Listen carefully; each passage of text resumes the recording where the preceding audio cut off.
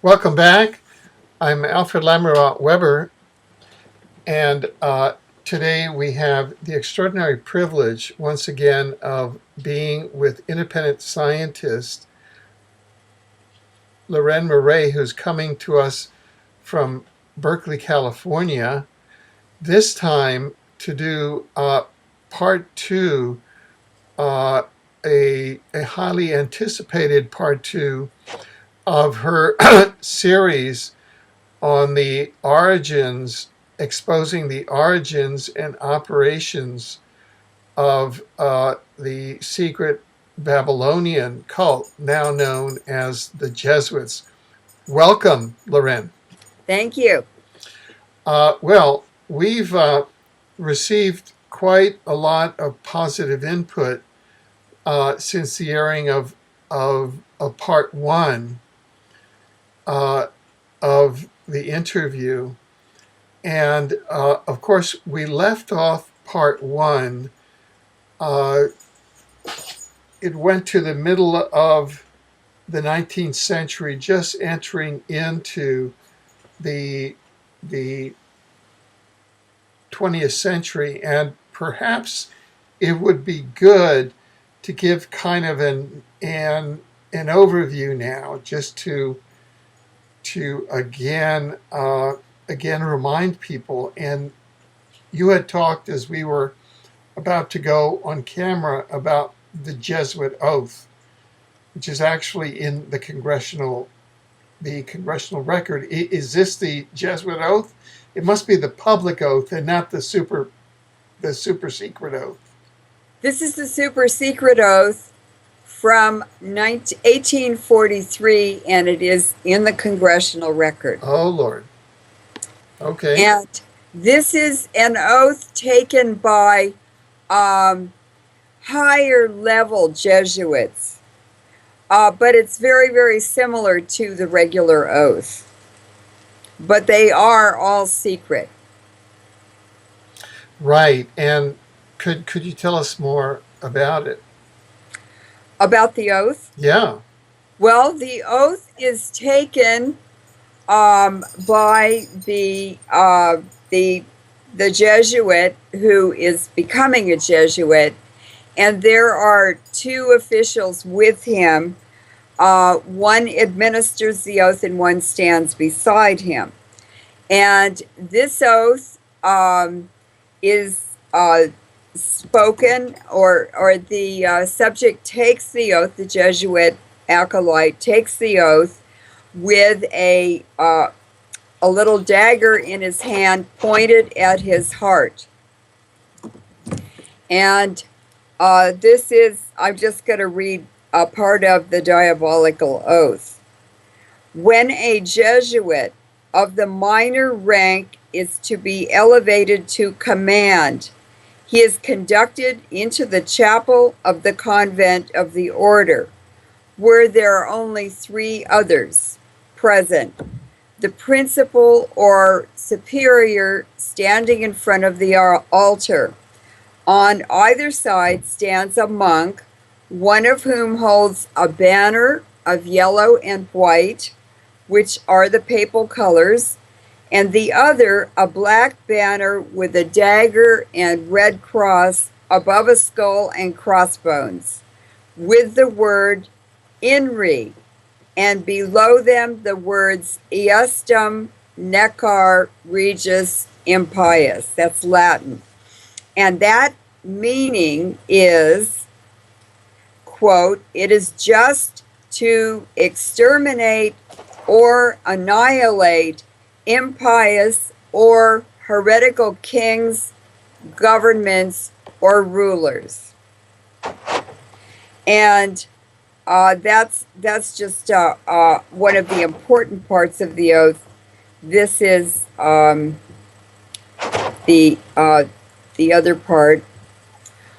Quote, I furthermore promise and declare that I will, when opportunity present, make and wage relentless war, secretly or openly, against all heretics, Protestants and liberals, as I am directed to do, to extirpate and exterminate them from the face of this whole earth, and that I will spare neither age, sex, or condition, and that I will hang, waste, boil, flay, strangle, and bury alive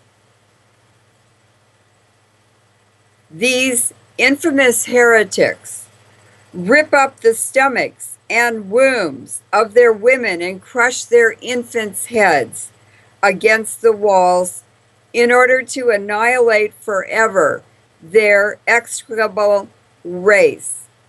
That when the same cannot be done openly, I will secretly use the poisoned cup, the strangulating cord, the steel of the poniard, or the leaden bullet, regardless of the honor, rank, dignity, or authority of the person or persons, whatever may be their condition in life, either public or private, as I at any time may be directed so to do by any agent of the Pope or superior of the Brotherhood of the Holy Faith of the Society of Jesus.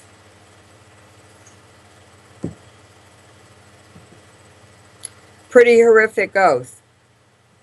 Right, and that brings to mind how the Jesuits have morphed from a Babylonian cult, then to the Knights Templar, and then morphed their corporate identity into the Jesuits. So they really have maintained a consistent identity over more than 3,000 years.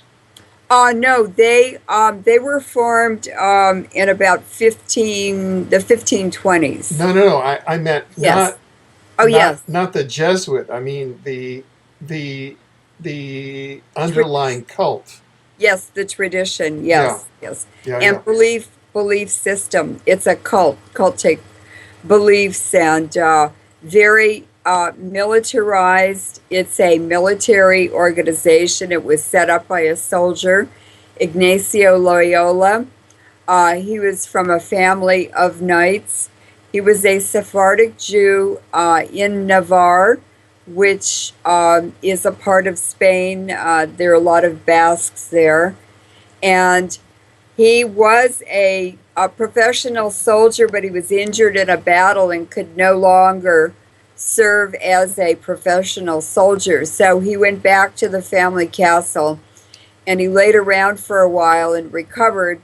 And then he had a vision or something, and decided to pursue a quasi-religious life. And he ended up in Paris and other places.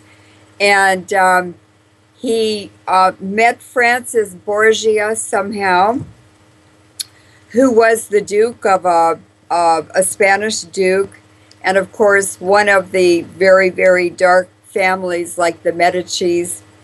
And Francis Borgia funded the formation of the Jesuit organization, which we know now was just rebranding or renaming a tradition that had gone on for thousands of years. And what we're seeing today in the situation in the Ukraine is the New World Order, which would be the Borgias and the Medicis and whoever else is part of that, trying to transform the societies and the culture that countries, people around the world have pursued. It's their heritage for thousands of years. They're erasing all of that in order to create a global merchant style corporation in the style of the Dutch East India Company, the East India Company, and other basically corporations from the starting in the 1500s, colonizing the world. And it's all about genocide, exploitation, and looting mineral resources and treasures from weaker people. Right. Now, you have gone in and taught and looked at Sakai in the 1500s, Berkeley's sister city. You live in Berkeley, California. Could you talk about some of the connections there? Yes, I was I was looking for images, period images, that showed how for instance, the logos, the ships with the Templar cross on the sails, things like that. Uh, Beginning with Magellan and Vasco da Gama, who were Portuguese explorers, and they really opened up Asia and much of the world. Magellan was the first sailor or person to circumnavigate the world, and that was in the 1400s. And of course, he had a big Knights Templar Red Cross on his sails, and he was followed by Vasco da Gama, who at the end of the 1400s and very early 1500s, he led expeditions south around the Horn of Africa and up into the Indian Ocean, and set up Jesuit colonies in India. And you wouldn't believe it, but they were caught. The Jesuits had a presence, missionary establishments in Vietnam and other Southeast Asian countries, and then others went to the Philippines, Japan, China. And in this very, very early lacquerware with images of the Portuguese arriving, the very first Portuguese Jesuit his last name was Xavier. And I believe it was Francis Xavier. And there are lacquer images of him from the 1500s when he arrived, and then later images of later Portuguese ships arriving in the harbor of Nagasaki. And in these images and ancient maps from the 1500s, I found a map of Sakai. And Sakai at that time was a thriving city on the interior sea of Japan, and it's a suburb now of Odessa, which is a large city now. But at that time, there was only a Sakai. And what I learned during 20 speaking tours of Japan, warning them about the danger of nuclear power and the very extremely large magnitude and very frequent earthquakes that happen in Japan, and how dangerous that was with 55 nuclear power plants all on the ocean, situated on the ocean. I visited Odessa and Sakai and learned that Osaka, I learned that Osaka, the University of Osaka, and that area is the headquarters of the Rothschilds in Japan since the 1700s, and that it's also the University of Osaka is where the secret nuclear weapons program is that Japan has had since even before World War One. World War II. And I said, oh, I was so excited when I found that map of Sakai from the 1500s, because Sakai is the sister city of Berkeley in Japan. and it's the only normal sister city that Berkeley has. They have adopted sister cities in countries around the world that oppose, that are victimized by U.S. foreign policy and sanctions. Sakai is the only normal, uncontroversial sister city that we have. And now I understand why the Rothschilds are there, why the nuclear weapons program is there. It's because the Jesuits were aware of and probably lived and colonized Sakai as well as Nagasaki until the shogun prohibited Christianity and Jesuits in Japan. Hmm. Hmm. Now, how does this tie in, bringing it up to the modern date with the University of California at Berkeley and its surveillance network? Well, in the 20 speaking tours that I did around Japan, I realized that I was under surveillance the whole time. And I also realized that many of the people who invited me to speak or set up speaking events or hosted me or whatever, because some of them were very strange experiences, that the University of California used a Jesuit network in Japan to handle me the whole time I was there. And then I went to Malaysia. You and I were there for the war crimes tribunals organized by Tun Dr. Mahathir, the former Prime Minister of Malaysia. And I went on to visit Ceylon, which is Sri Lanka now. Then I went to Burma, which is now Myanmar. And I also went to Thailand. And there were handlers everywhere I went. And they had mostly worked in Japan. So they were part of the U.S. network in Japan. And UC Berkeley simply keeps a permanent record and tracks all students and alumni for the rest of their lives. So once you go to the University of California, you enter it, you're under surveillance for the rest of your life. It's probably true of other universities in the United States as well. And the reason they do that is they want to use you. They want to steal your intellectual property.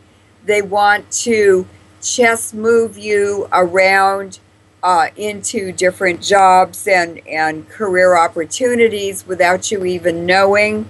And they also do matchmaking, in other words, strategic marriages.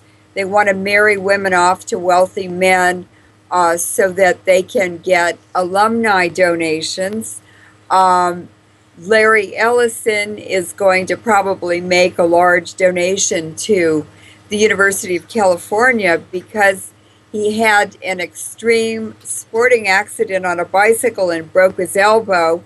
And the University of California at Davis did the surgery through their special sports injury program. And he just dropped $5 million in their gift basket. After the surgery. He was so happy to be able to use his elbow again. And they will be cultivating him and doing favors for him. They did modify the weather for him during the America's Cup race in September of 2013. And New Zealand had nearly beat Larry Ellison, and at the last minute, all this HARP weather came in, and it was used and manipulated in a way that gave Larry Ellison time to make adjustments to his sailing yacht in order that they could win and beat New Zealand. It was an unbelievable race. It was obviously another crooked sports event. But that's how they use their contacts and alumni and wealthy people who become involved with them. So I realized that this is a different world now. There's communication is so fast now and centralized that institutions are able to know everything about a person's life without them even knowing it. Right. And of course, Larry Ellison is the founder of Oracle. Oracle, yes. Yeah, correct. Now, just to go into provide an overview of the Jesuits, maybe going back to the Crusades, to the merchant trade, to the Ukraine, and to what Putin represents. Do you want to go through that? Yes. Kind of feel. Yes. I started studying the Jesuits, investigating them, because I had realized the Rothschilds and the international financiers like the Rockefellers, J.P. Morgan, Chase, and so forth, that they worked for someone above them. And it's taken me 14 years to dig all of this information out, because I was a scientist and working in laboratories and traveling around the world doing field work. But I love many, many topics, and because I'm a geoscientist, we use many different tools, many more in academia than other disciplines are able to do. So we use physics, chemistry, statistics, sociology, politics. You've heard the word geopolitics or geopolitical issues. There's nothing that the earth sciences don't use to understand the history of the earth. And geography is the history of the relationship of man to the land surface, to the earth. So they're all, I don't think you can really separate disciplines. I think they're all integrated and they're all related, and it's better to look at take a macro approach and then use these individual disciplines as tools to broaden your understanding of whatever issue you're working on. So for me, it's an adventure every day, and I love it. It's exciting. I get to use all the experiences and education that I've paid for myself through my life, and then I've met wonderful people. So I've really had a lot of fun learning all of this, and my purpose and your purpose for doing these interviews and writing the articles and presenting this information and continuing to do the research and updating it is to educate the public, because the world turns on information.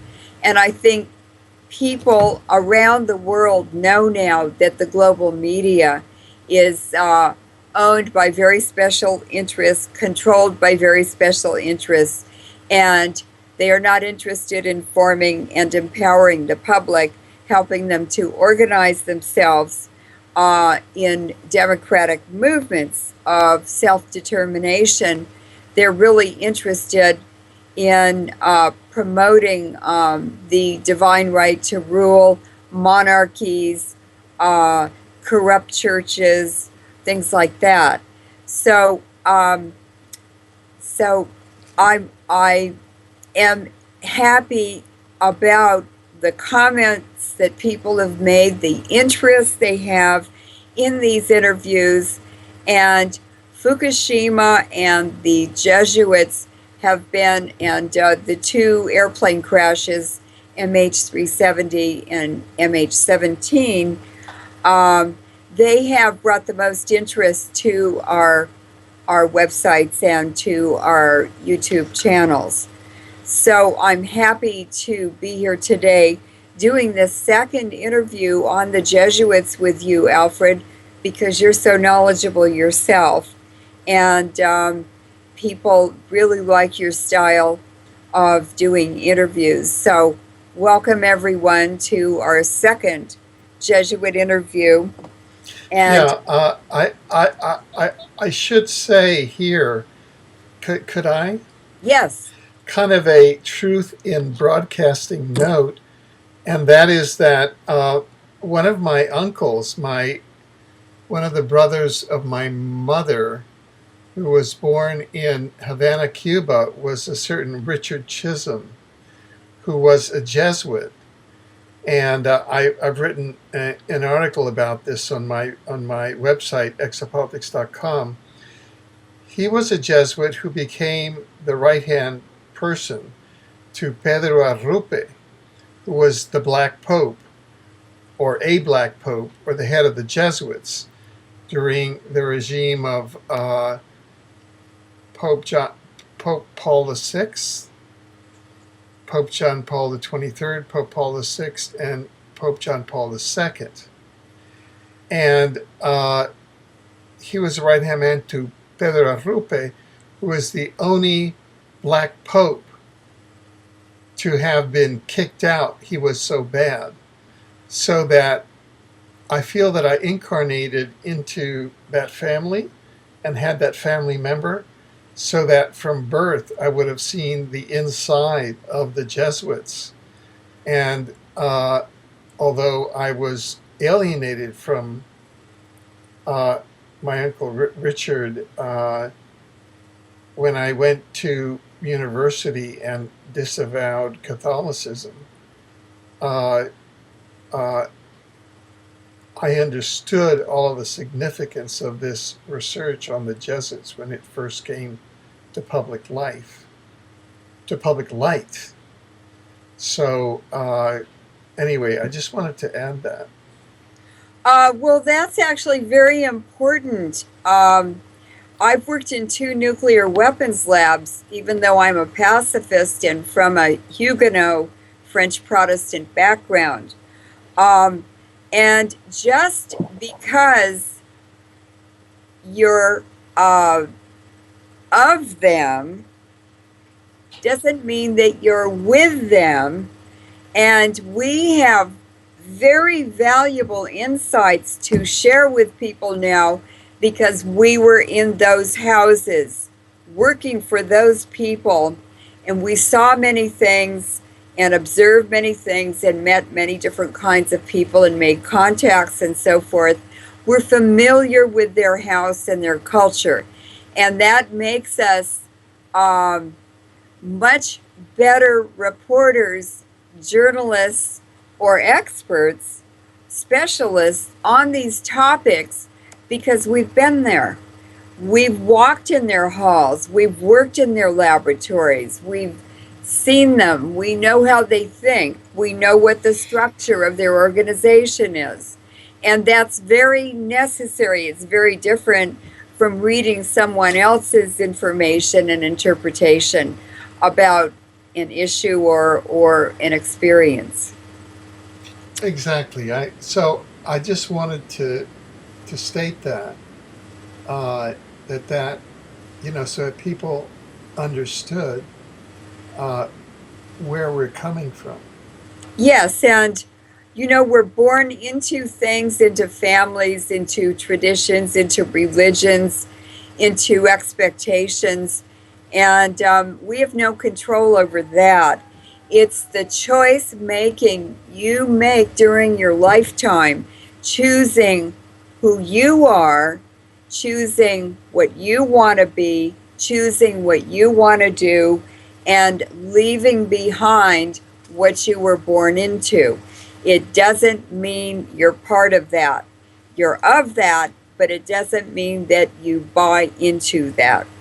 And it's making choices that makes you a human being. It's surviving experiences that that are maybe horrifying or difficult or whatever, that makes you who you are, even making mistakes. I don't think there's such a thing as making a mistake. It's a growing experience.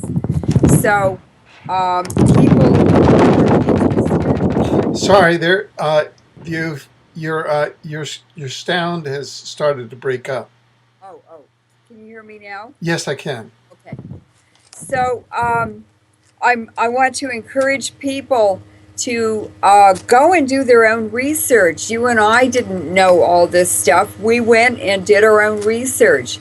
Hours and hours in libraries, or we have the internet now. You can get lots of information on the internet.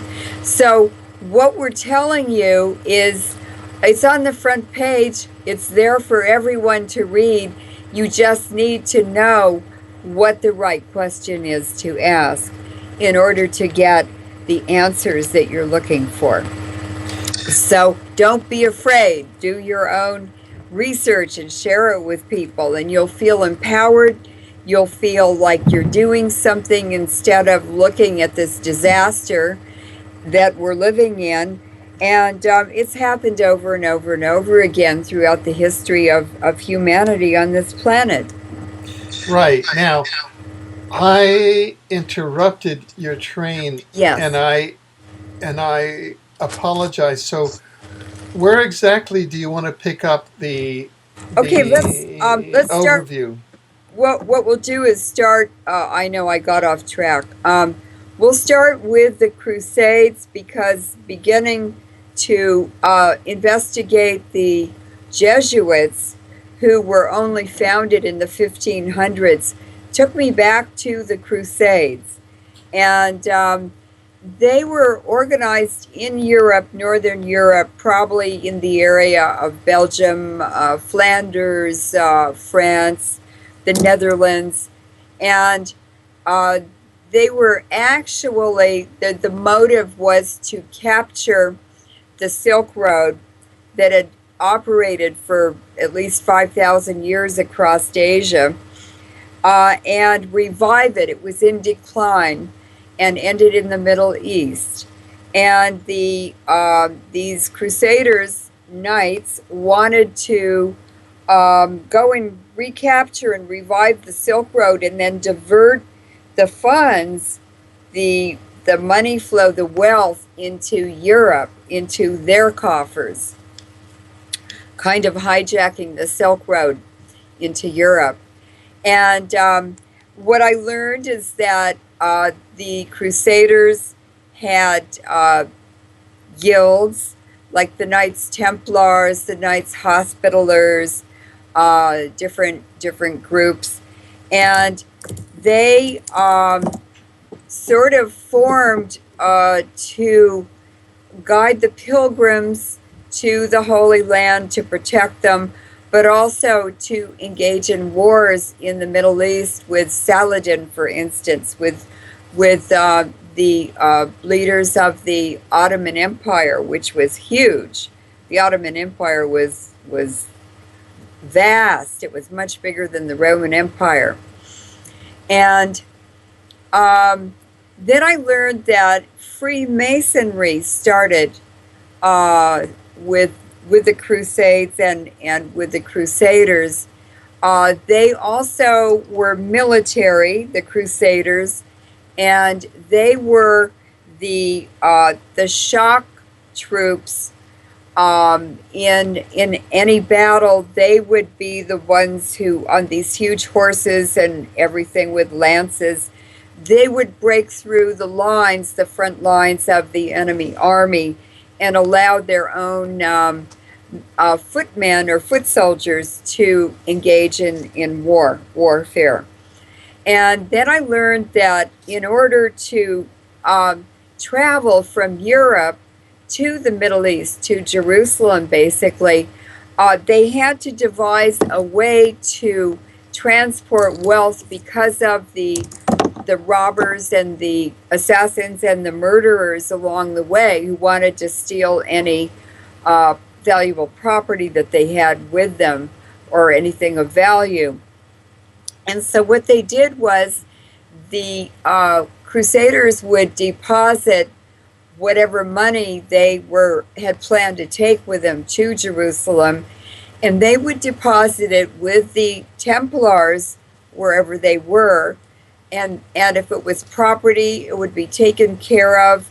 You know, if it was a farm or there were animals to feed or things like that, or other kinds of property, the Templars would take care of it in Europe, and they would give the traveling person, and this would be pilgrims as well as the knights, a letter of credit, basically, they would carry with them on their person. And when they arrived in Jerusalem, they would go to the Temple on the Mount, which was the headquarters for the Crusaders, for the Templars, and they would give it to the bank. It was basically a bank, acting like a bank, and they would have credit for anything they needed to buy while they were in that area.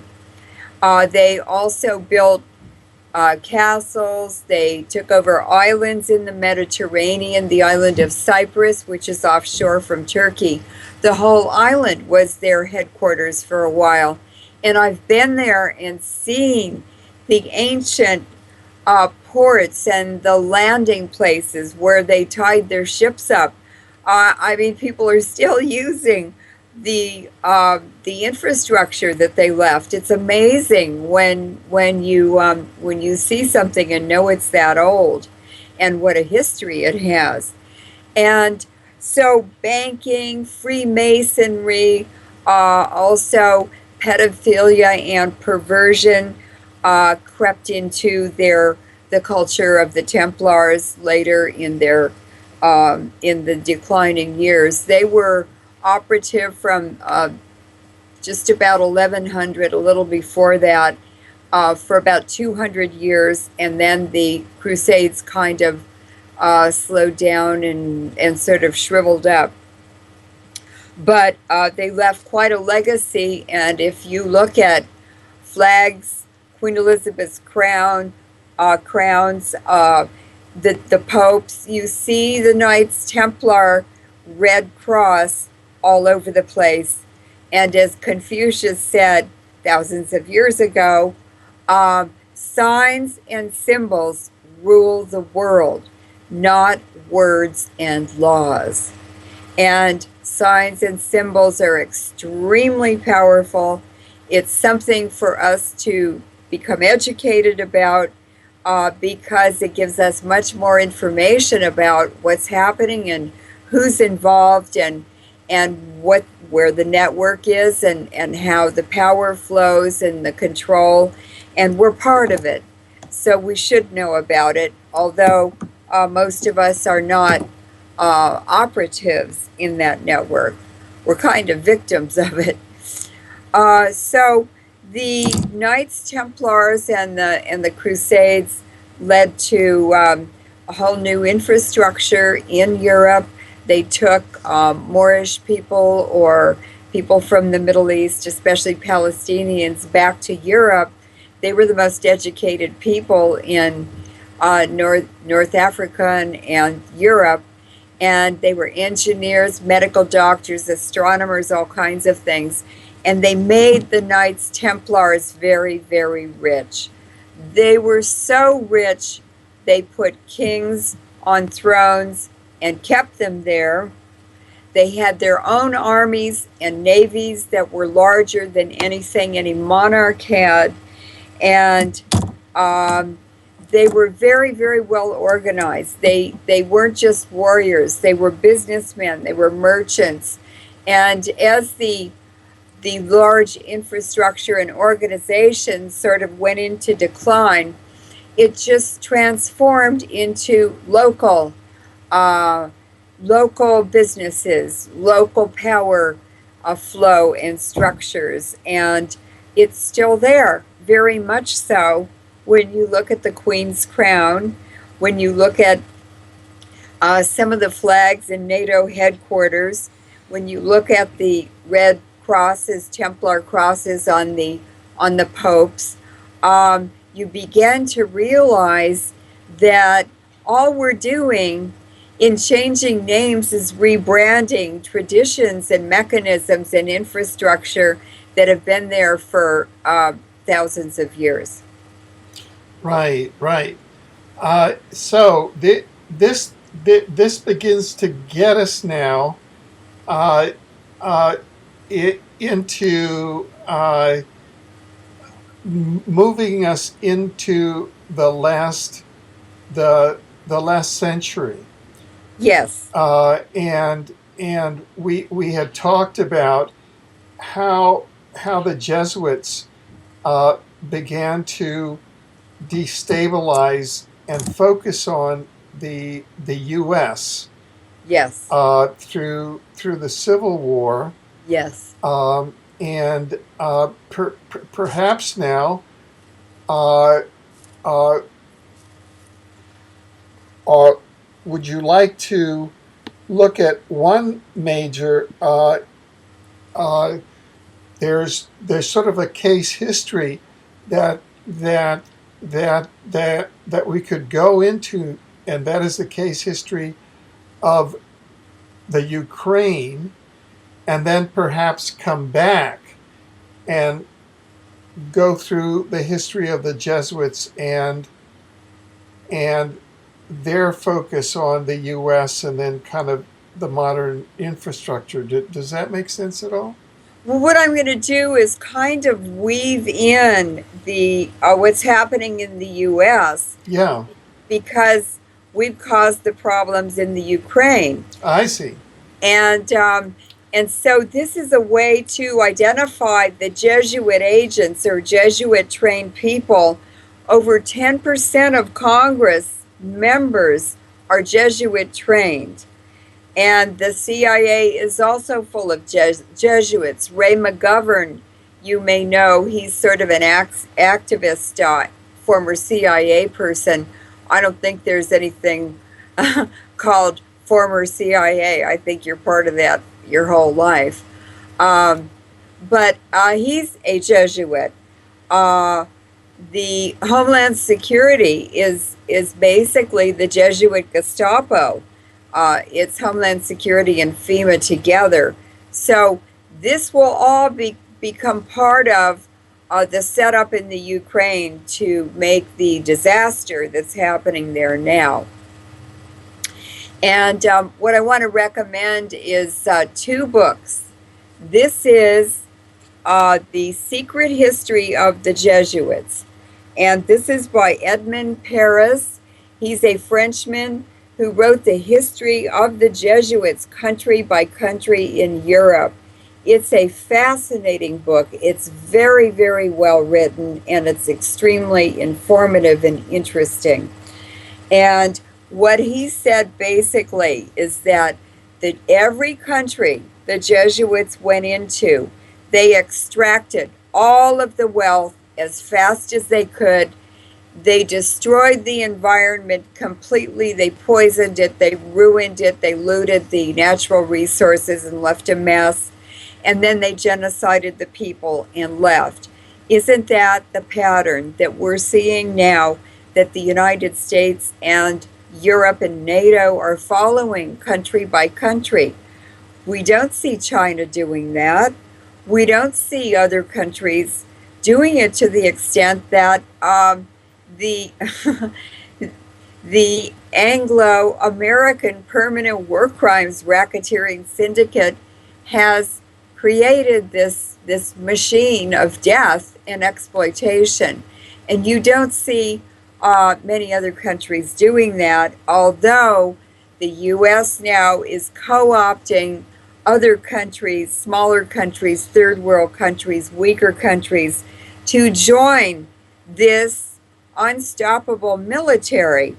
And what's so interesting is that it's through perversion of sex, it's through pedophilia and exploitation and destruction of children, it's through plundering and dirty financial banking practices. Wall Street and the City of London are two really good examples.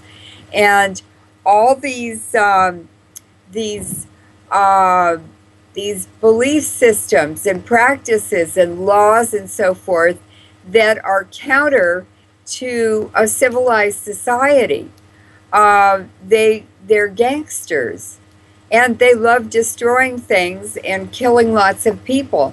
They're psychopaths. They have mental problems, and they join and become gangs like boys in the street, and they do horrific things together. And I think Kevin Annett has uncovered and exposed some of the most egregious actions I've ever heard of. And the agents of these actions, they are kings and they are queens and they are CEOs of major corporations and they are top admirals and generals and officers in the military. The Jesuits are doing this, and they are co-opting and destroying civilized nations and peoples, and it's all deliberate. They're trying to destroy and erase the history of all cultures and nations, so they can dominate the world with one religion, which is Catholicism, which is hardly a religion now. It's sort of an embarrassment. So what Putin has done, Putin has a very interesting background, and talking about being in their house. He was a colonel in the KGB, and he operated much of the Cold War in Germany. Angela Merkel was KGB during the Cold War, and she operated out of Berlin. So they know each other. They're old KGB friends, and they've known each other and trust each other for a very long time. And she may be doing things and saying things that she doesn't want to, that she doesn't believe are good for Germany. But this system has co-opted, blackmailed, and extorted cooperation from people who were normal before, from nations where it would have been unthinkable to participate in such egregious actions and practices. And it's not sustainable, as we're seeing now, because the Jesuits are through with the Western economy, which they created. They're collapsing it, and they are pumping China and Russia. But China and Russia have their own ideas, and Putin is certainly not going along with the Jesuits, and neither is China. They have now become strong partners, and what Putin has said directly and indirectly over and over again, he's building a moral society with ethics, with benefits to all. But in a country with such vast size and so many cultures and peoples and such a long history involved, it takes a strong leader. And people mistake him for a dictator. He's not a dictator. He's a czar, and he is restoring the beautiful. It was really an empire. He's restoring the good things in the old Russia, without having a king on a throne, a czar on the throne in a palace. So I'm watching him very carefully, particularly with the Ukraine, because believe me, Alfred, and everyone who's listening, we are on the verge of being dragged into the dark ages where everything will be stripped from us. Our history of music, our history of art, our history of architecture, our history of knowledge, the libraries will be looted and stolen and hidden. That's what the Jesuits do. And all of our recorded history will disappear. Putin is the only one opposing strongly and enforcing his demands and his sense of fairness and so forth on the world stage. And the reason he's able to do it is because he has strengthened Russia. He has improved the living conditions and the economy of Russia. The salaries and the average family income in Russia in just the last year, 2013, increased 11% for the Russian people. That's a huge leap in their standard of living and their disposable income and so forth and so on. And I think that I did not understand what Chechnya was about, but I do now in understanding what his approach is and how he's executing his plans for the Ukraine. Because Chechnya actually had a lot of troublemakers who had infiltrated it, and I believe they were sent there by the Jesuits, because NATO is Jesuit, the UN is Jesuit. World War I and World War II were engineered by the Jesuits to establish the UN. And these are very, very dangerous and very toxic organizations, and they are practicing widespread genocide and depopulation and theft of mineral resources and wealth from country after country. Okay, now, just right before our little pause, what exactly is Putin's essential strategy in the Ukraine? Putin is bound by the Russian Constitution as the head of Russia to protect Russian people. Whether they live in Russia or outside of Russia, it doesn't matter. He is bound by the Constitution and by his oath to protect Russians. And the eastern part of the Ukraine is Russian-speaking people. The Ukraine is a mixture of many kinds of people. So on the east side, they're Russian-speaking. They are Russian people. The Ukraine was part of Russia. It's historically been part of Russia. It was part of the Soviet Union. And it was Khrushchev, whose wife was a Cossack.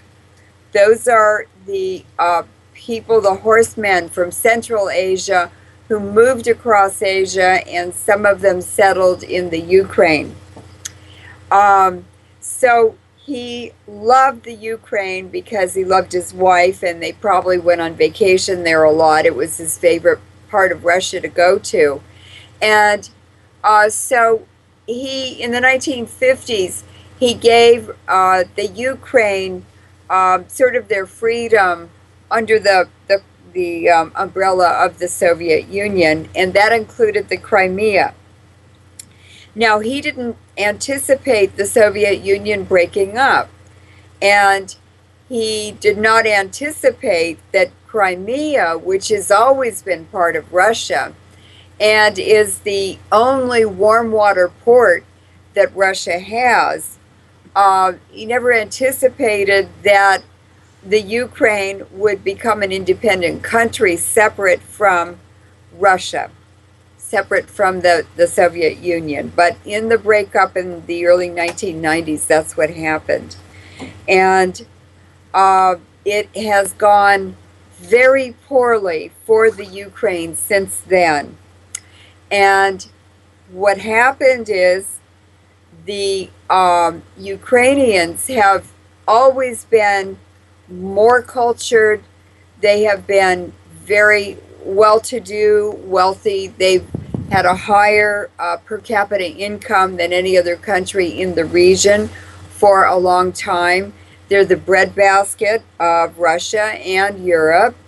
And they have industrial areas, and they also have very, very rich oil and gas deposits, which have not been developed except just initially.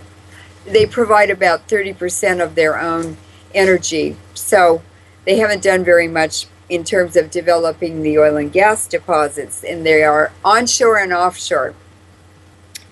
And so as you go from the very Russian part of the Ukraine on the east side across the Ukraine to the west side, which borders Moldova, Poland's on the north, you get more and more of a Slavic influence, fewer people speaking Russian or ethnically Russian, and more Ukrainian. It's a very different Slavic language from Russian, and the Ukrainian people have different origins. So that in the west part of the Ukraine, they're 95% Ukrainian and Ukrainian speaking. And in the center, the Transcarpathian area, you have Hungarians. It's a very complex country. It's called the steppes, the steppe, which is flat, vast land, and the flag of the Ukraine is yellow on the top, which, blue on the top, which represents the sky. It's big sky country. And on the bottom, you have yellow, which represents the ripening wheat that covers the Ukraine at the end of the summer and during harvest season.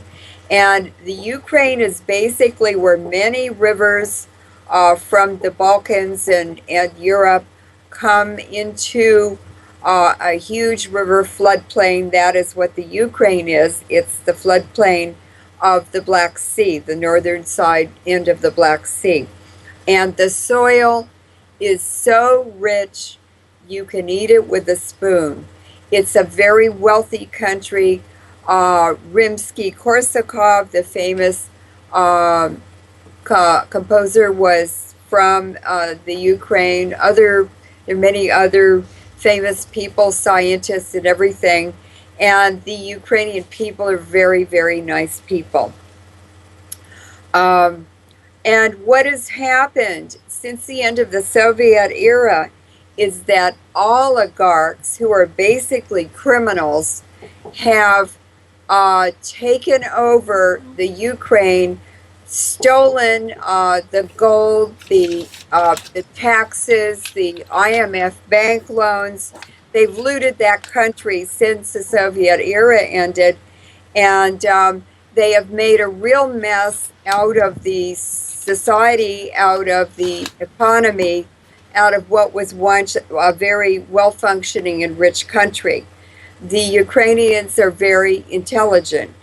There are many engineers and scientists, and they have wonderful agriculture there. They're creative people. And unfortunately, the United States, NATO, and the EU got involved in the Ukraine, and you can understand why Putin and the Russians would not want NATO and U.S. military bases right on their border, as NATO and the U.S. are planning to do with the EU, and that's to surround and contain Russia with these former satellite states of the Soviet Empire surrounding Russia. And we wouldn't want Russian military bases on the Canadian border in Canada and Mexico. And Putin has already gone and had a meeting a few months ago with Fidel Castro. He is modernizing and re-renting or reoccupying a former Soviet base in Cuba now. I don't blame him one bit. And so Putin, first of all, his priority has to be the Russian people.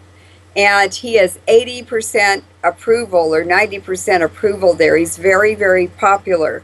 He goes on TV every week and he talks to people for hours. He takes their questions. He travels around. He's very involved and is aware and very involved in the government, the economy, everything. He handles the foreign relations, and his prime minister, Medvedev, handles the domestic relations. And he has very, very good people on his staff. They all work together. They're smart. I have so much hope for Russia and China, and really they're the hope for the world, because the Western economy is bankrupt. It's been looted. The Jesuits are done with it, and the new frontier, the new hope, the new economic engine for the world is in the middle space, which is China and Russia. Right, right. So, how does all of this relate to the Jesuits? Well,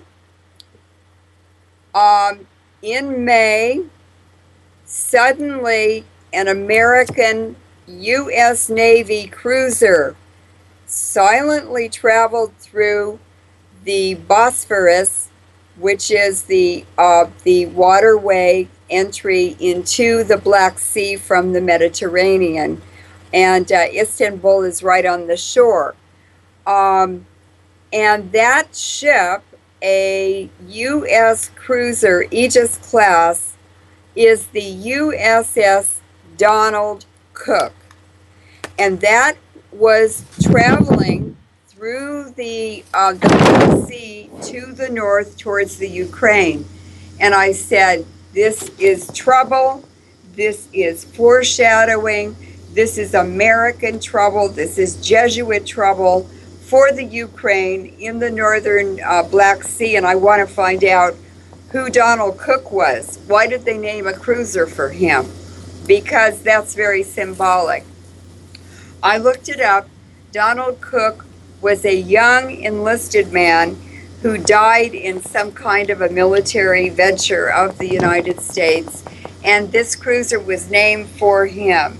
I knew he had to be a special person. So I started looking at his educational background, his family, his religion, everything. He was Catholic. He went to a Jesuit high school, and he was Jesuit trained. That's why that cruiser, named for him with the ties to the Jesuit, was sent as a symbol. Signs and symbols rule the world. To enter the Black Sea, to harass and to send a message of grandiosity by the United States, and that we would be back, the United States would be back in those territorial waters of Russia and the Ukraine. So what happened? What happened is the Orange Revolution was funded and executed by George Soros in the Ukraine and overthrew the government. This happened in many countries around former Soviet satellite states, oil-rich republics in Central Asia, Middle Eastern countries, Egypt. Then we had the Occupy movement in the United States and Canada. That was a Soros-colored revolution, but they called it Occupy instead. And these are all overthrows of legitimate governments, democratically elected governments by George Soros and the New World Order. They are working for the Jesuits. And so that cruiser, the USS Donald Cole, was the beginning of the U.S.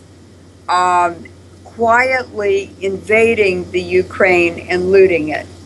And Victoria Nuland in the U.S. State Department has been involved. George Soros is involved. The Rockefellers and the Council on Foreign Relations is involved. The U.S. State Department is involved. And President Obama and Congress are involved. Why are we involved in Ukraine's personal business? So this Orange Revolution was used to overthrow a legitimately elected government, and that happened last December. And in February, Victoria Nuland she selected and appointed a new government for the Ukraine without any elections.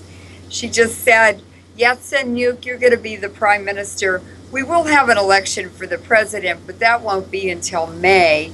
And so there are photos of her standing there with the cabinet that she picked as a foreign country.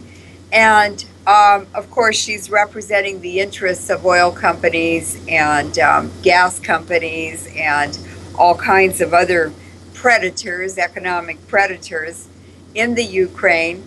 And on February 27, Yatsenyuk, who is an international banker, he's an oligarch too, he was sworn in as prime minister. They still didn't have a president. And he selected some of the people in the cabinet, or he installed them.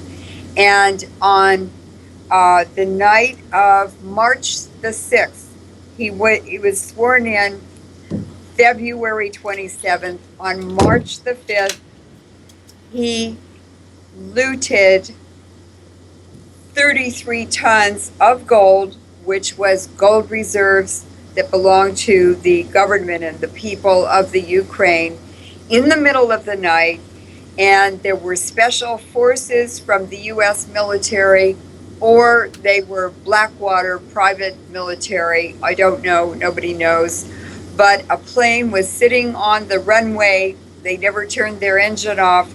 These special trucks arrived wherever Yatsenyuk turned the gold over. And it was in 44 boxes of gold bullion, special boxes loaded into these special vehicles, zoomed to the airport. They loaded the gold on the plane, and the plane took off immediately in the middle of the night before even the air traffic controllers knew what was happening. And at the very last moment, a strange man in a long coat and hat, you couldn't see his face, appeared and got on the plane, and the gold was gone. It was flown to New York City and deposited in the basement of J.P. Morgan Chase in New York City, and the Ukraine will never see that gold bullion again. On the 7th of March, I have a photograph of Prime Minister Yatsenyuk, who just stole all the gold reserve of the Ukraine, in Obama's office in the White House with this big, hi, aren't we great handshake. And of course, Yatsenyuk had delivered the gold, and he left with a 10% bonus for transferring that gold illegally.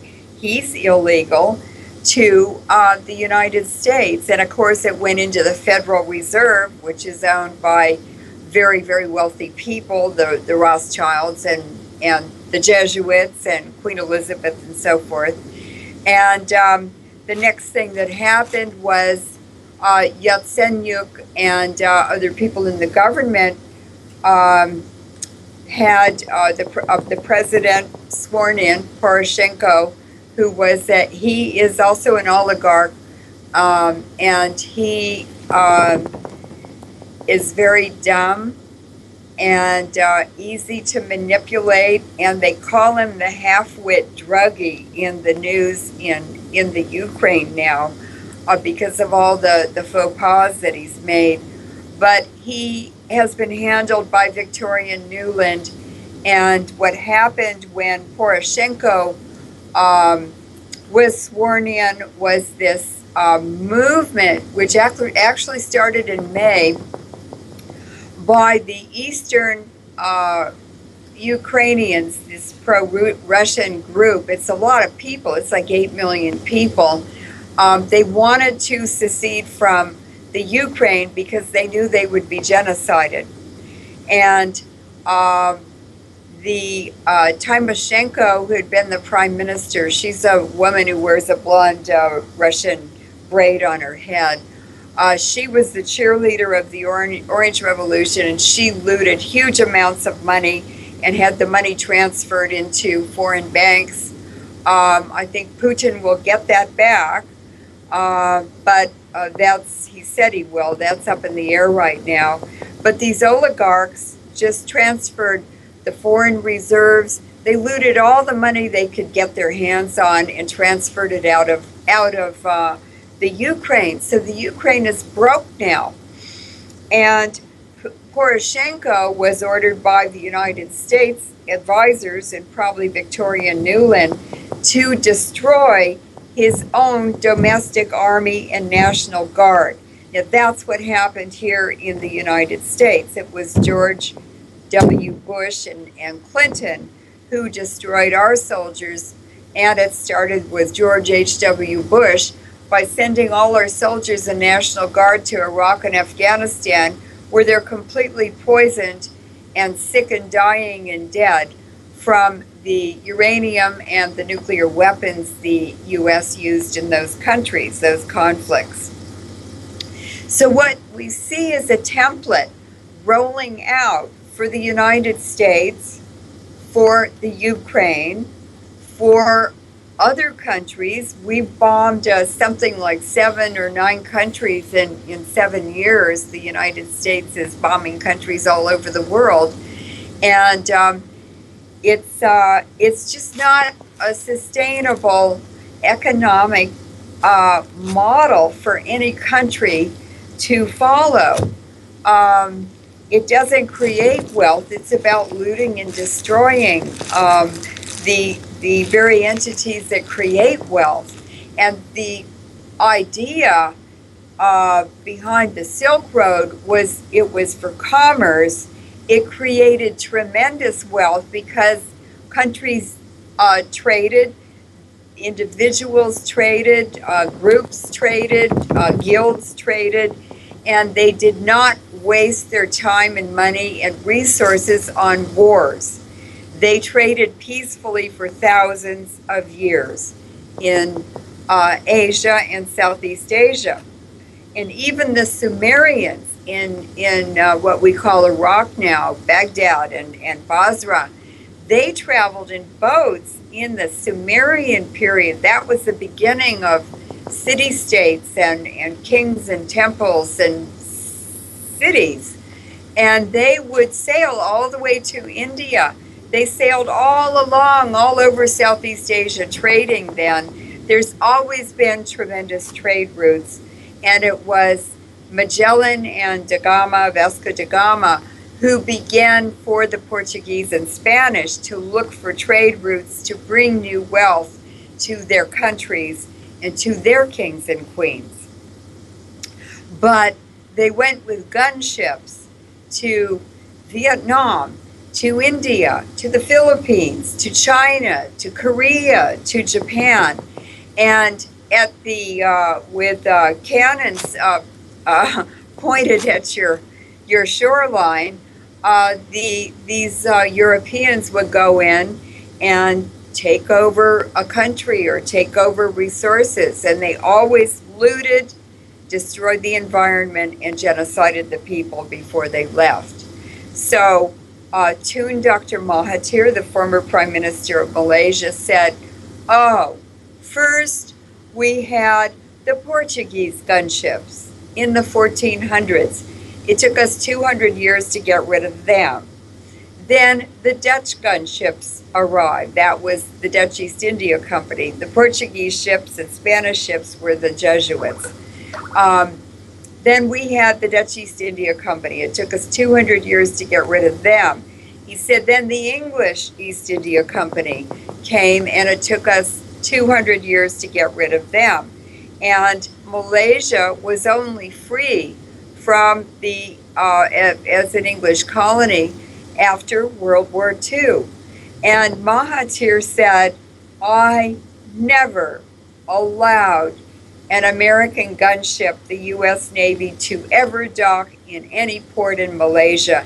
And that's the reason why it will take us 200 years to get rid of the American gunships. Well, they're coming into all the ports now. They've been taken over by the U.S., by the CIA and MI6. And Singapore is the Southeast Asian headquarters for MI6 and for the CIA to loot Southeast Asia. So going back to the Ukraine, and this happened in Chechnya now, I realize, also had these troublemakers and this asymmetric economy controlled by oligarchs who were stealing everything from the people, destroying the environment. And they might have been born in the Ukraine, but they're not ethnically Ukrainians. They might be from Lithuania or Russia or other countries, but ethnically they're not Ukrainians. They are interlopers. They're there to capitalize on difficulties or weaknesses in the country, a new country, and they've really exploited it. And what happened now is that Putin has been forced to protect Russia and to protect the Russian people in the eastern part of the Ukraine. And what is happening now is that Poroshenko, under orders and advisors, American advisors, military, State Department, all kinds, he was ordered to destroy his own army by engaging them in this conflict in eastern Ukraine. It would have been much more cost beneficial to give them their freedom. It's not a lot of land, but the oligarchs who had businesses and industry and mining interests there, of course, didn't want to let go of it. And so that they got their own private armies. The oligarchs have their own private armies. There are also extreme right nationalists from the western part of the Ukraine who are troublemaking, and they are Nazis.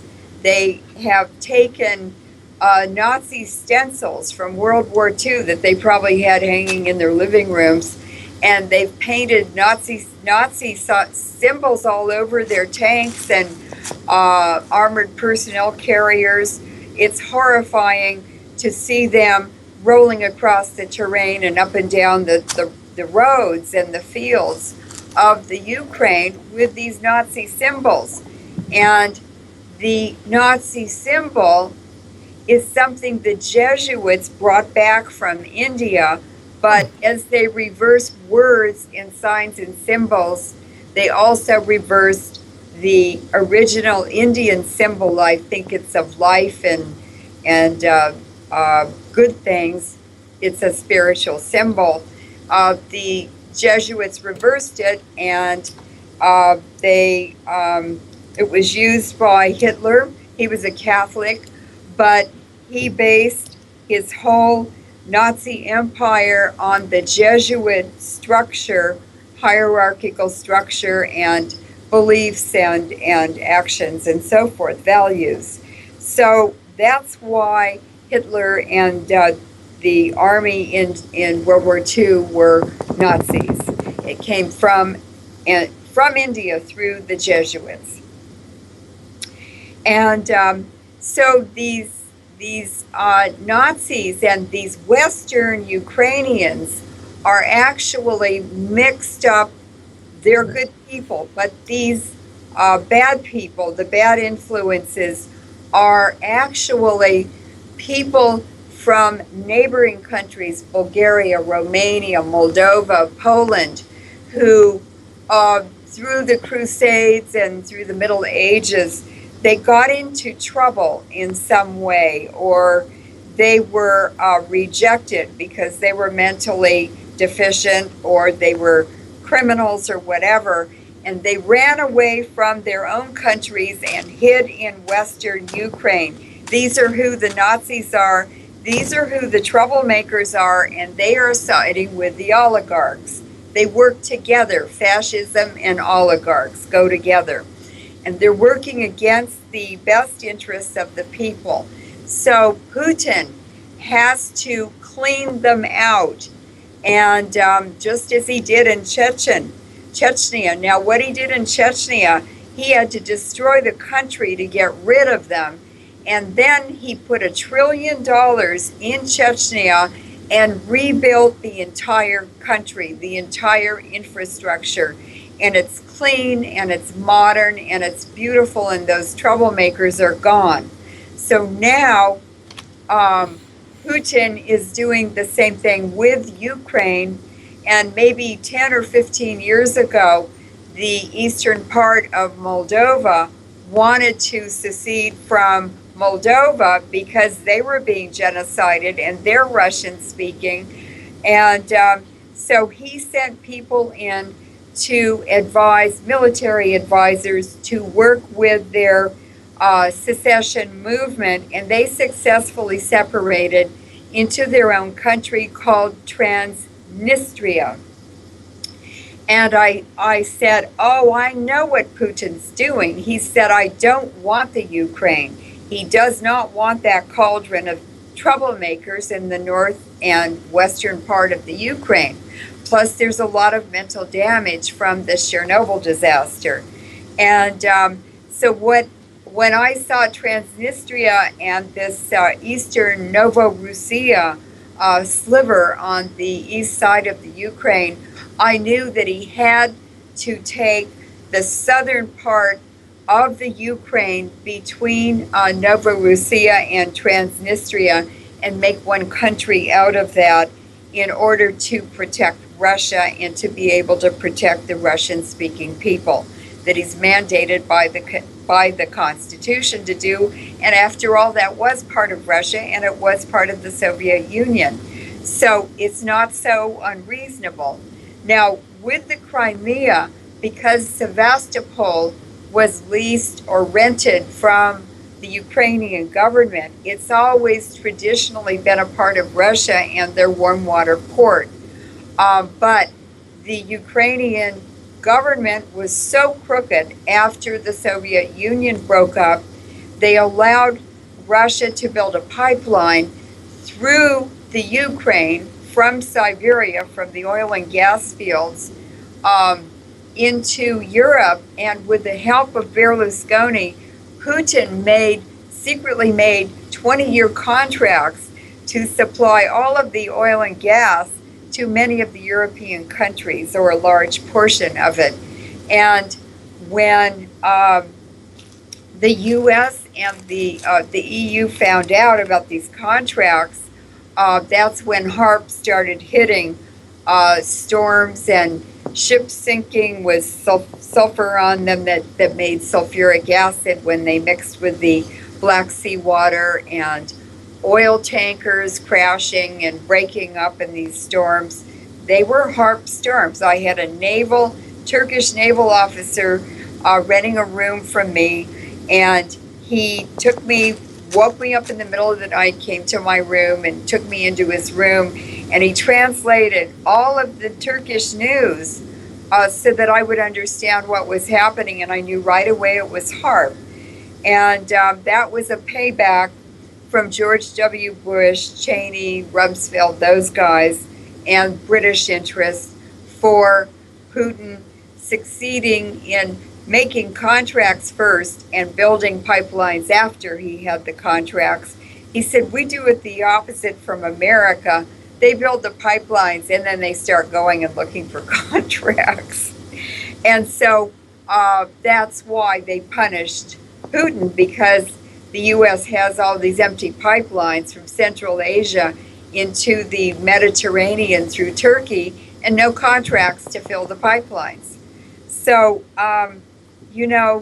the Russians are very strategic. They're very, very practical.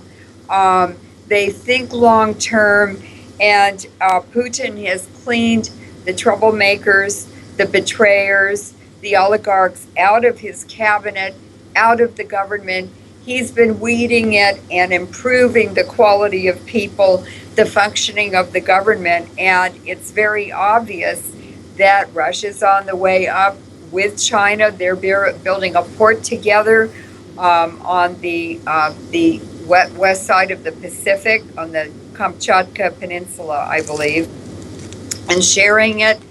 And they know they're old friends. All the trading partners in Southeast Asia and Asia are old friends. They did not have wars against each other. So that is what is happening, and what we're seeing in the conflict now is a huge escalation between the militia, who represent the pro-Russian people living in that eastern part of the Ukraine, and all they had were a few old Kalashnikov guns when this dispute started in May. They were not trained. Some of them had been in the military, but they weren't really trained military people. And they were up against the Ukrainian army and the Ukrainian National Guard. And Alfred, it has turned into a genocide of the Ukrainian military, more than a genocide of the Ukrainian citizens in that area, that region, although the long-term effects of the weapons they've been using, mini nukes and depleted uranium, is going to cause a lot of illnesses in the future, as well as the previous exposure from Chernobyl, which has also weakened the population. So what's happened now is the Eastern Ukrainian pro-Russian militia got more guns as they were successful in battles against the Ukrainian army, which is very poorly trained. They had very young conscripts with no military experience at all. The militia are in their own country land. They know all the geography. They know the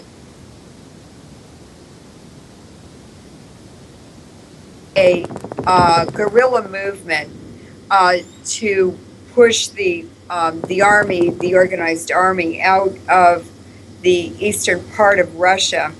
I'm sorry, the Ukraine. And as they won more and more battles, because of the ineptness of the Ukrainian army, they didn't even have food. Poroshenko, the president, was not sending them food.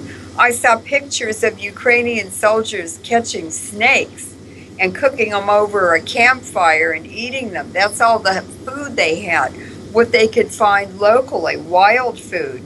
And they didn't have, a lot of them didn't have boots, they didn't have uniforms, and they were sent into war, even without guns, into the battlefield. And over time, the rebels kept surrounding them, and they would release them but keep all of the heavy equipment, the tanks, the armored personnel carriers, the huge rocket launchers, and these trucks that shoot grads. They're missiles that come out 40 at a time in maybe 5 minutes or 3 minutes. They're just horrendous weapons. And as they captured more and more of this large equipment, they became a better and better equipped militia. And because of low morale, poor training, poor conditions, living conditions, the Ukrainian army, they started defecting. 600 Ukrainian soldiers walked across the border into Russia and joined the Russian army. So they are being trained and sent back into eastern Russia to fight with the militia. And then battalions of the Ukrainian army refused orders to go into war, to perform. This is happening more and more. And what's happened is now other parts of the Ukraine, the central part and the southern part where Odessa is, they are turning against their own government and they are joining the militia and sending support. And people, men from all over the Mediterranean region, even from Brazil, have gone to the eastern part of Russia, eastern part of the Ukraine, to join the militia. So they have a brigade of Italians. They have a brigade of Turks. They even have an Afghan who came and volunteered.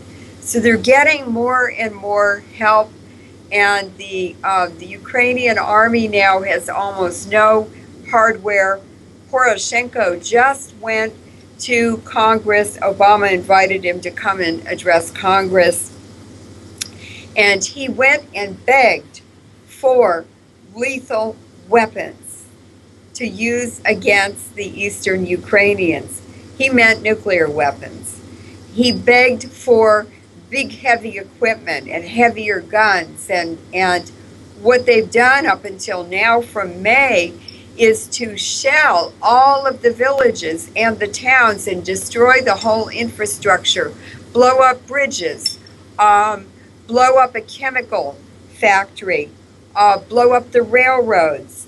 They've destroyed the whole infrastructure and forced 1 million people who are now homeless to go into Russia or other countries where they have relatives or friends. And of course, the winter is coming now. But the latest thing now is that Poroshenko asked for a ceasefire 3 times. There were 3 meetings in Minsk. Putin told them to go, the militia, and to participate. He knew exactly what was going to happen. And each time that there was a ceasefire, within 15 hours, the Ukrainian army was shooting at the militia and the civilians in the eastern part of Ukraine and destroying their lives, their homes, their towns, their agricultural fields, everything, blowing up the mines. And they've been, now that they've been pushed back in the last Minsk agreement a few weeks ago, both sides were told to take their heavy equipment and move back from a border line and to stop fighting. So they have, the Ukrainian army has continued to attack the militia and the civilians especially. But in the last couple of days, they have moved back. The OSCE, which is an international agency to observe war zones, they help both sides, but they also act as witnesses and make reports to international agencies. And they have been rescued a number of times. They were kidnapped by the Ukrainian army, and the militia have rescued them a number of times. So you can imagine what reports are going back to Europe about the real situation there. And in the last 2 days, as the Ukrainian army vacated these villages to go to the front lines to relocate, they have found graves with 40, as many as 40 people. They are civilians who were tortured and killed. Militia from the pro-Russia side who were tortured and murdered, and they're doing prisoner exchanges now. A lot of the militia were shot in captivity, and the Ukrainian soldiers have been returned in good shape. And now some of the militia coming back and civilians have branding on their buttocks or on their bodies of the Nazi swastika. They made crude branding irons and burned them into the flesh of these captives. Right. So the kind of thought or the insight that came to me looking at this from a over a couple of centuries is that if you look at it in terms of, say, the theme being Russia and the Jesuits, that here you have two historical figures. Number one, the Tsar on the one hand and Putin on the other. And it was the Tsar during the US Civil War that really kept the US together, where it was the Jesuits and the Rothschild interests that were attempting to deconstruct the US at that point. If you fast forward it to 2014, it was really Putin who has been able, like the Tsar did back then during the US Civil War in 1860s, 64, who has been able to deconstruct the Jesuit and Zionist, the bloodline bankers plan to use the Ukraine false flags as sort of the tinderbox or the linchpin for their World War III scenario, which would have been their depopulation and ecocide scenario. Does that make sense to you? Yes, it does. It's actually a very, very good analysis.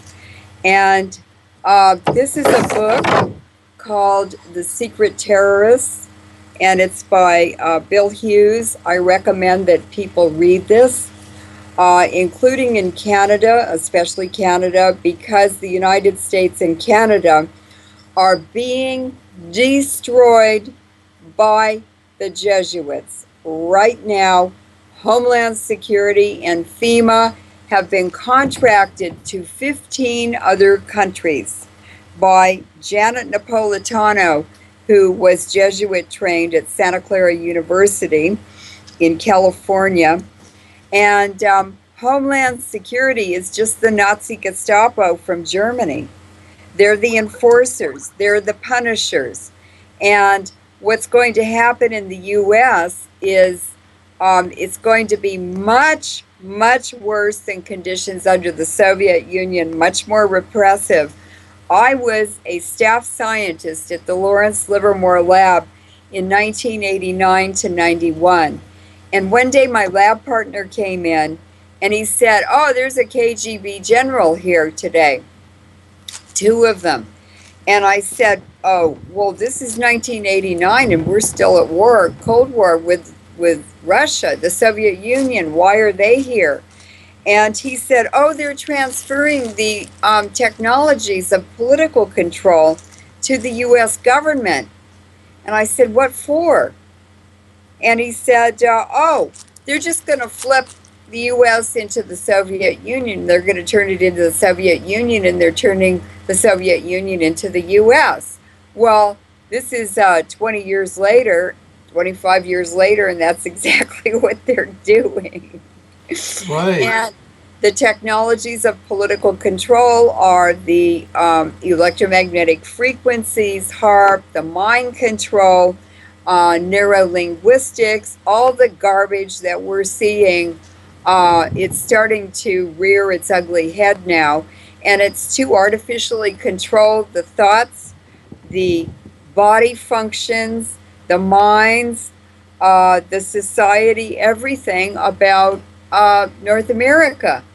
And they're crashing this vast region and stripping it of all of its wealth.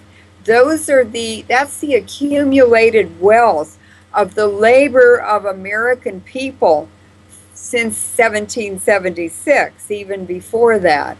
And that's what they do. They destroy the environment, they loot all of the wealth, and then they genocide the people.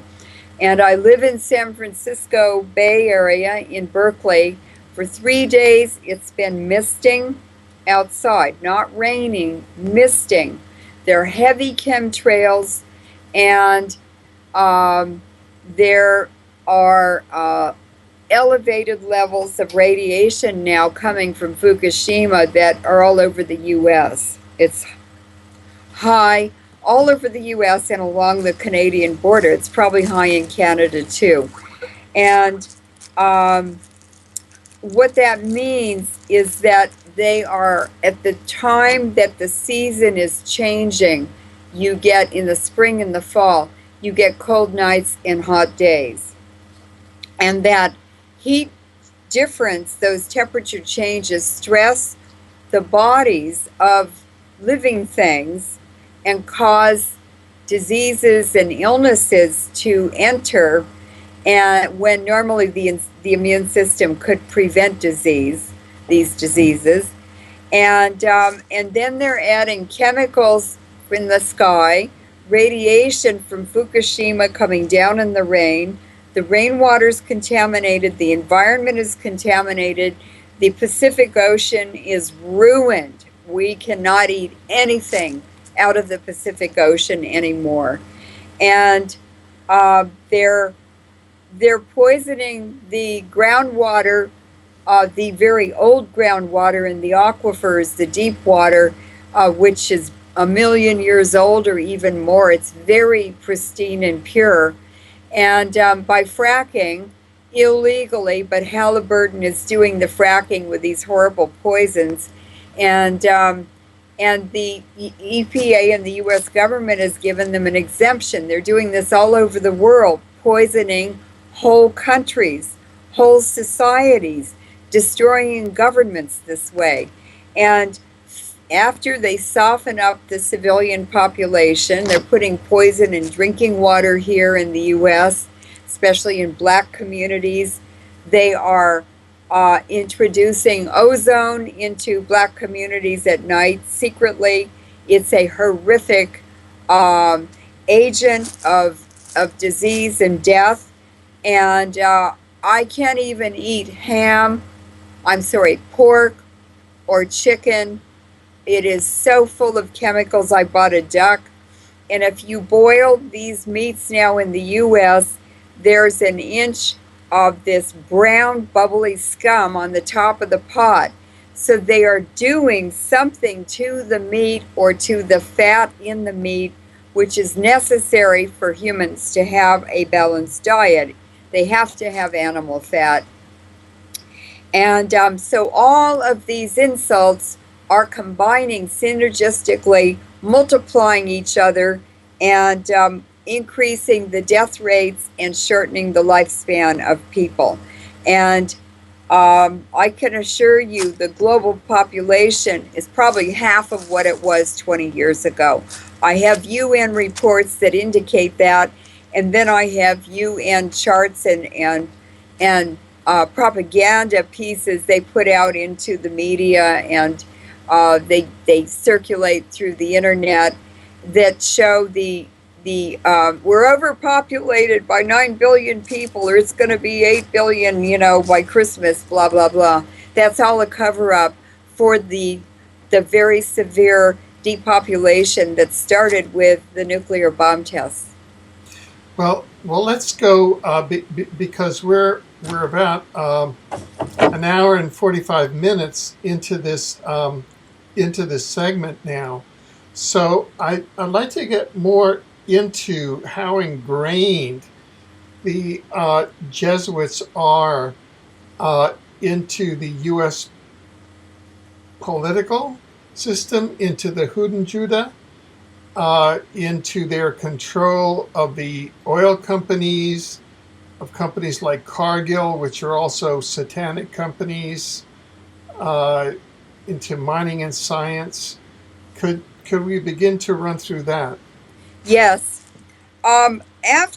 During and after the Civil War, the Jesuits, of course, came with especially the French into North America.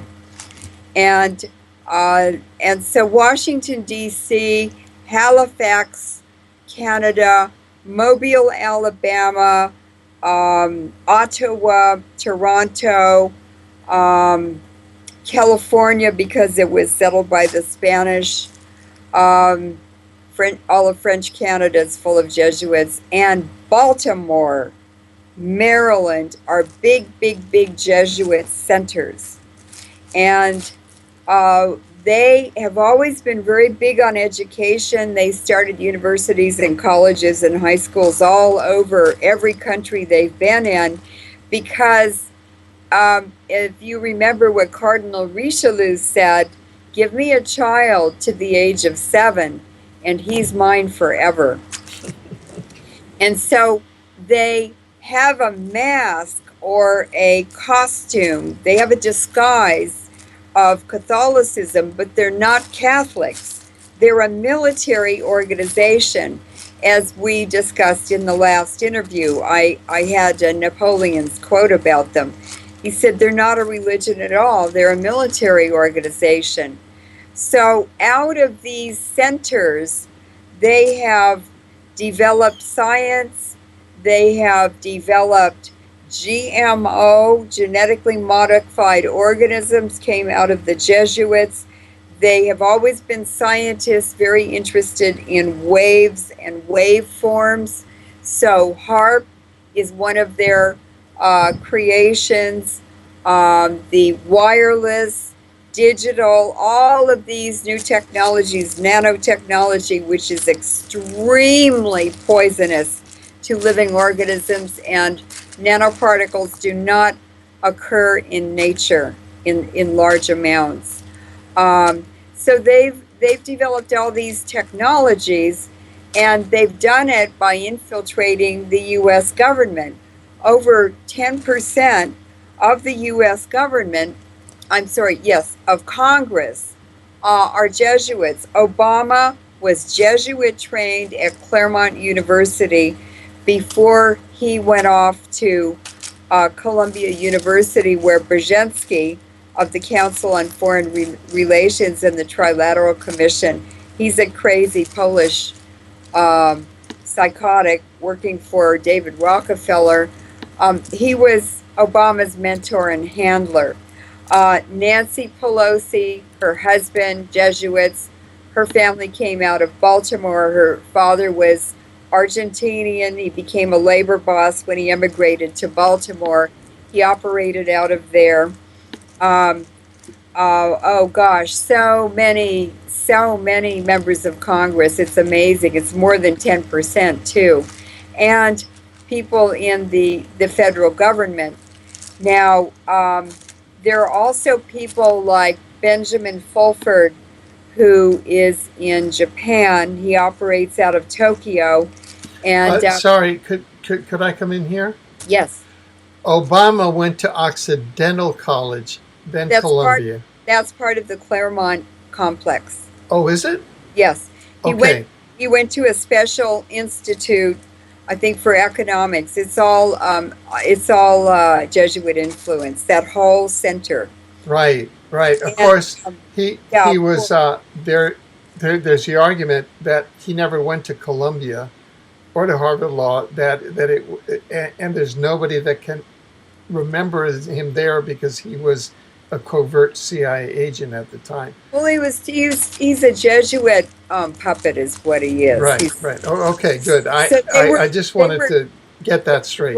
Wherever he was, that's where he was. He was with the Jesuits. Right. So he has done many things and has many practices and beliefs, and there are many indicators. Once you start learning about the Jesuits, he's a genocider. He's a killer. He's doing things, signing bills, executive orders that are killing Americans. He's not a friend of humanity. He has Jesuit beliefs and values, and he's handled by them. Other people, I'm talking about activists, for instance, or the progressive left media on the internet and in radios. George Noory from Clear Channel Coast to Coast is Lebanese American. He's Jesuit trained. Madonna is Jesuit trained, and she's talking all the time about the Kabbalah. Well, the Kabbalah, the Babylonian Talmud, and then the other cultic beliefs and practices of the Babylonians, magic and things like that, those have all been passed up through the Egyptian Empire, through the Roman Empire, through Venice, the Venice Empire, or the Empire of Venice, through the Roman Catholics. And so I looked at this list of the all of the Jesuit superior generals since Ignacio Loyola in the 1500s, and every one of them was born and from a country that was part of the Habsburg Empire, the Holy Roman Empire. So the Jesuits were funded and founded by Francis Borgia. So now we're going back to who's over them. It's the families in the Roman Empire and the empires before that. They're probably all intermarried. They're bloodlines that are thousands of years old. And that's who's really controlling the Jesuits. But you never see that hidden hand. You just know the name from the medieval period or whatever. But they're still around. The Plantagenets, for instance, came from William the Conqueror, the Duke of Normandy, who conquered England in 1066. Well, the Plantagenets were Catholics. They're Jesuits too. They stopped using that name, the Plantagenet, as a last name. It's actually what the Da Vinci Code symbolizes. The Da Vinci Code is about the Plantagenets, but they stopped using the Plantagenet name in England as their last name in 1900. And something like 65 or 85 members of the House of Lords in England, they run England still. The Plantagenets are still running England, ruling England. And Queen Elizabeth has Plantagenet blood. But they are running the House of Lords. They're running England. They're tremendously wealthy landowners, but they're hidden. Those are the kinds of people who are running this planet now. Right. Other people are, Alex Jones is Jesuit trained. He works for MI6, British intelligence. Jeff Rentz is probably Jesuit trained as well. So a lot of people that I haven't understood why they reacted very hostilely to me in the work that I've been doing to stop the poisoning of the world with nuclear technologies, where those are their technologies because they were at the Oak Ridge National Lab when it was the Clinton Lab in the 1950s, and the scientists developing or doing the research to develop and commercialize nuclear power was an Austrian who was a product of the Vienna School, and he was sent to the U.S. He was a Manhattan Project scientist in World War II. He was sent to the U.S. in the 30s, and when World War II was over, he was sent into the Clinton laboratory managed by Monsanto, which was funded by Miss Monsanto, who was a Sephardic Jew from Spain, married to an Irishman, a Catholic, and she gave him the money to start Monsanto. Well, Monsanto is another organization, corporation poisoning the world. And so you see this partnership everywhere, if you look for it, between Catholics and Jesuits, Irish Catholics and Jesuits, Spanish and Italian Catholics and Jesuits. They're inseparable. And once I found out that the Habsburg Empire was where most of them, they all came from, then I started looking at our politicians. Okay, John Kerry is involved in Ukraine right now. He's the Secretary of State. He was also involved in Afghanistan and very involved in it as a senator. Well, it turns out that John Kerry's real name is Cohen, and his family were Huden Judah, or house Jews like the Rothschilds, to the Habsburg emperors. They advised them, and they became wealthy, and they are multi-generational advisors. His family escaped from Czechoslovakia in World War II. Historic art treasures and cultural treasures in Europe are not allowed to be removed from the continent.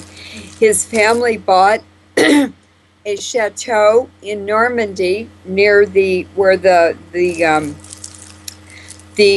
Normandy beach invasion happened in World War II, and they put all their art treasures in that chateau, and they escaped to the United States, where they converted to Catholicism and masqueraded as Irish Catholics. His father married the daughter of the Forbes family, not the Forbes magazine family, but the Forbes old English opium smugglers family. And so his fortune is made from the Habsburg Empire and from his mother's family, who were Boston Brahmins. Boston Brahmins means they were opium smugglers and had fast clipper ships and were in partnership with the British. And he's Skull and Bones. And Skull and Bones. And the Jesuits went to China in the 1500s. They started the opium trade in China.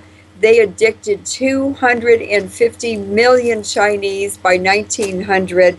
Can you imagine how much money that is? And they're the ones running Dope Incorporated.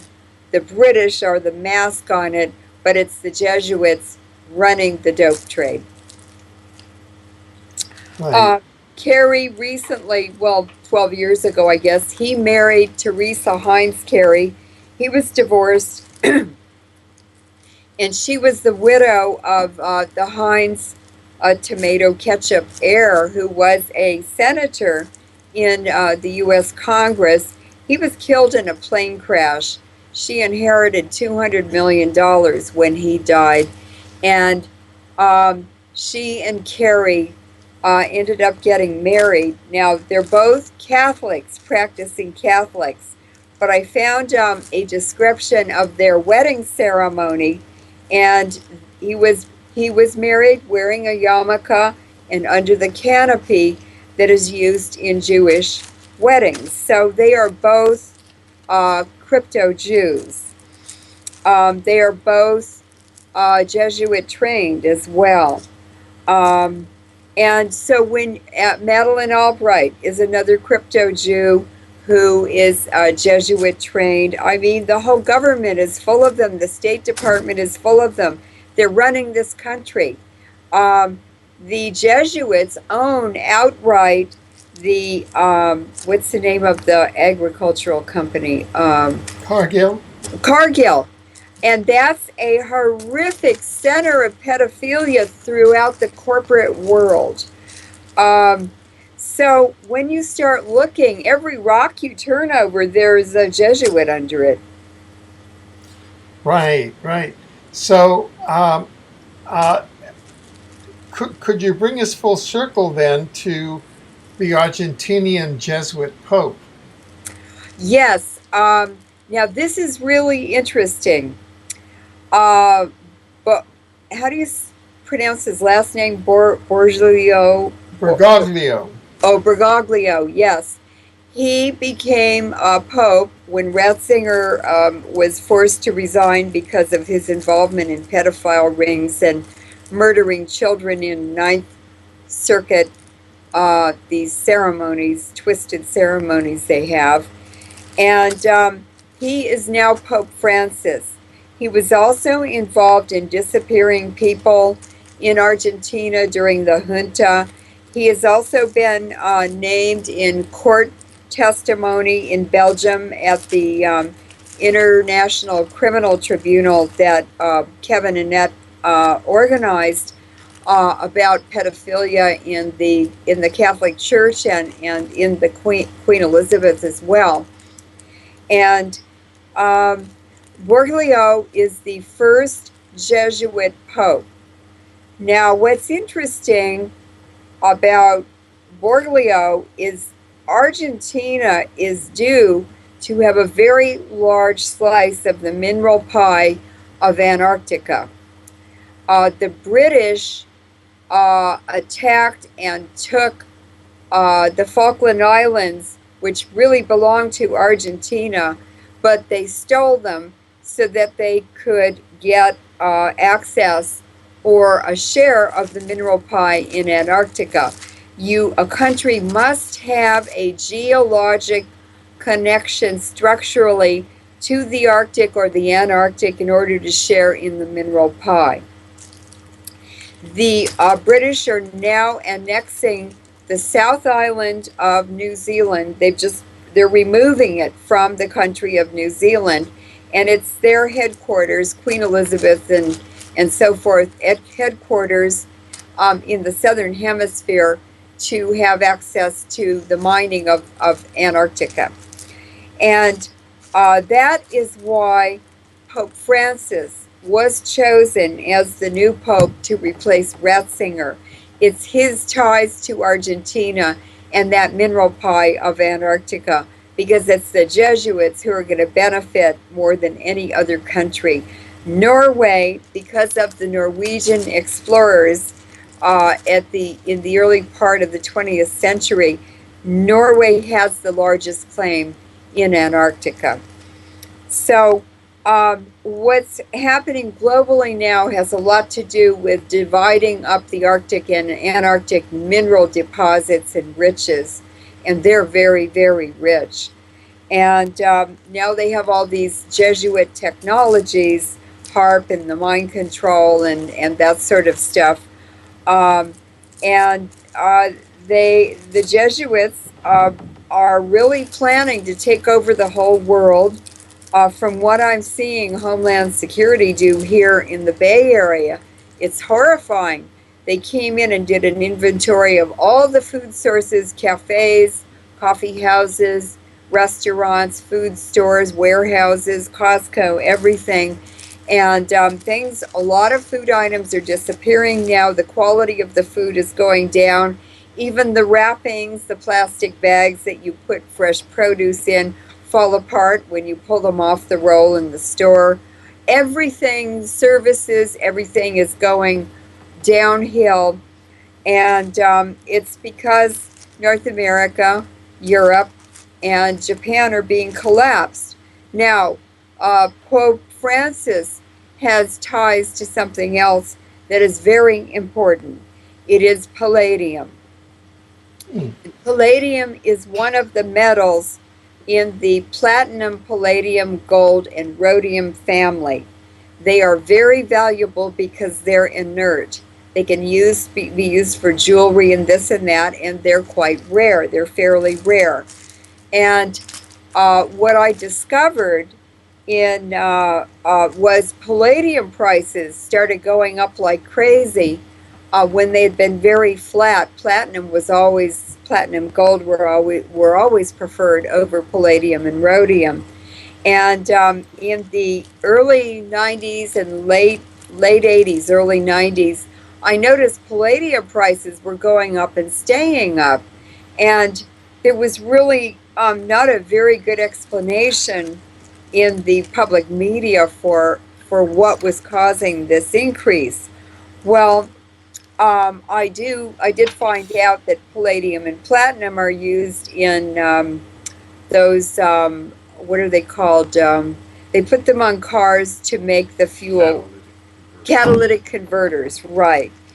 And I found out that they're used in catalytic converters, but I also found out inadvertently on my trip to Canada when I don't, yes, I came to the conference in British Columbia, the 9/11 conference, because of you. And I found out from two old geezers who were extracting palladium and platinum from an old smelter. They went through the tailings pile and they had a very high temperature furnace to do it. And they were selling this palladium to Los Alamos National Lab. Well, they don't make jewelry, Alfred. They make nuclear weapons. And then I began investigating the mini nukes used at the World Trade Center in Iraq, in Lebanon, in Gaza, and I started realizing that the palladium is used in the construction of these mini nukes. They're 5 kilotons or under, and they're exempt from all international nuclear weapons treaties. And guess who has the biggest supply, really the world's supply of palladium? Guess what country has more palladium than anybody else and sets the prices because of that? Argentina? Russia. Oh, Russia. Putin controls the palladium. I see. Globally, other countries have some, but not very much. And I just think that is so funny. And I know that Poroshenko went to Obama to ask him for these mini nukes to use against the Eastern Ukrainians. And Obama said, no, I don't believe that he did not. I think he gave the Ukraine or sent people over to administer the use of them, oversee the use of them. But these fourth generation nukes that use palladium, and they have a substructure, a physical structure like thermite. That's why Stephen Jones is calling them super thermite. Well, Webster Tarpley, David Ray Griffin, and Stephen Jones are all Jesuits, Jesuit trained. Stephen Jones is a Mormon, but that's the same thing as being a Jesuit. And so I discovered that Sam Cohen, who had invented the neutron bomb, and it was never officially tested, he was awarded the highest Vatican Peace Medal that exists by, I forgot which pope it was. He was awarded the highest Vatican medal for developing the neutron bomb. So do the Jesuits have it? Are they interested in it? Of course they are. They were probably behind the development of it. Right, right.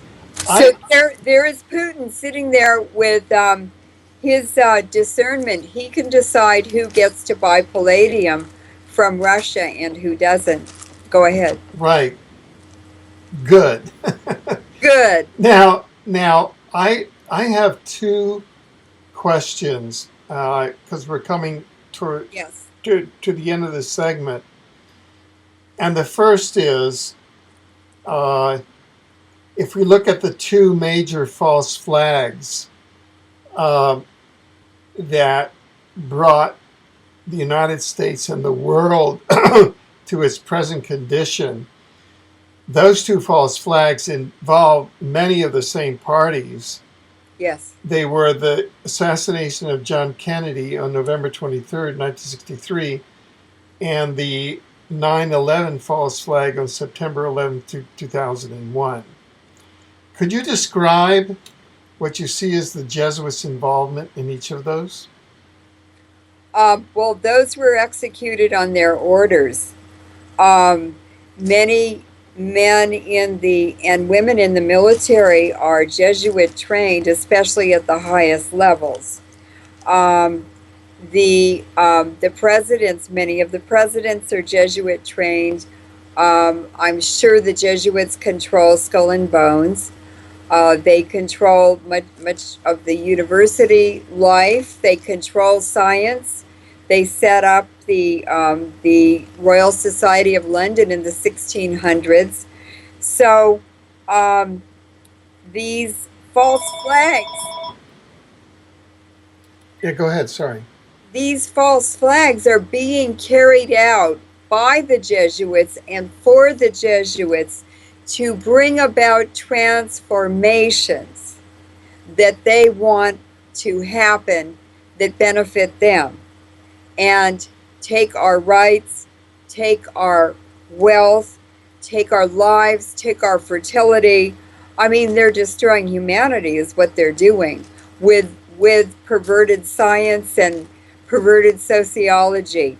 Um, the MITRE Corporation pays the Jason scientists. They're the successors to the Manhattan Project scientists in World War II.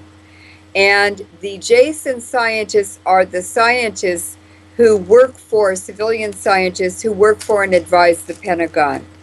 MITRE Corporation was started by scientists at MIT, Massachusetts Institute of Technology in Boston.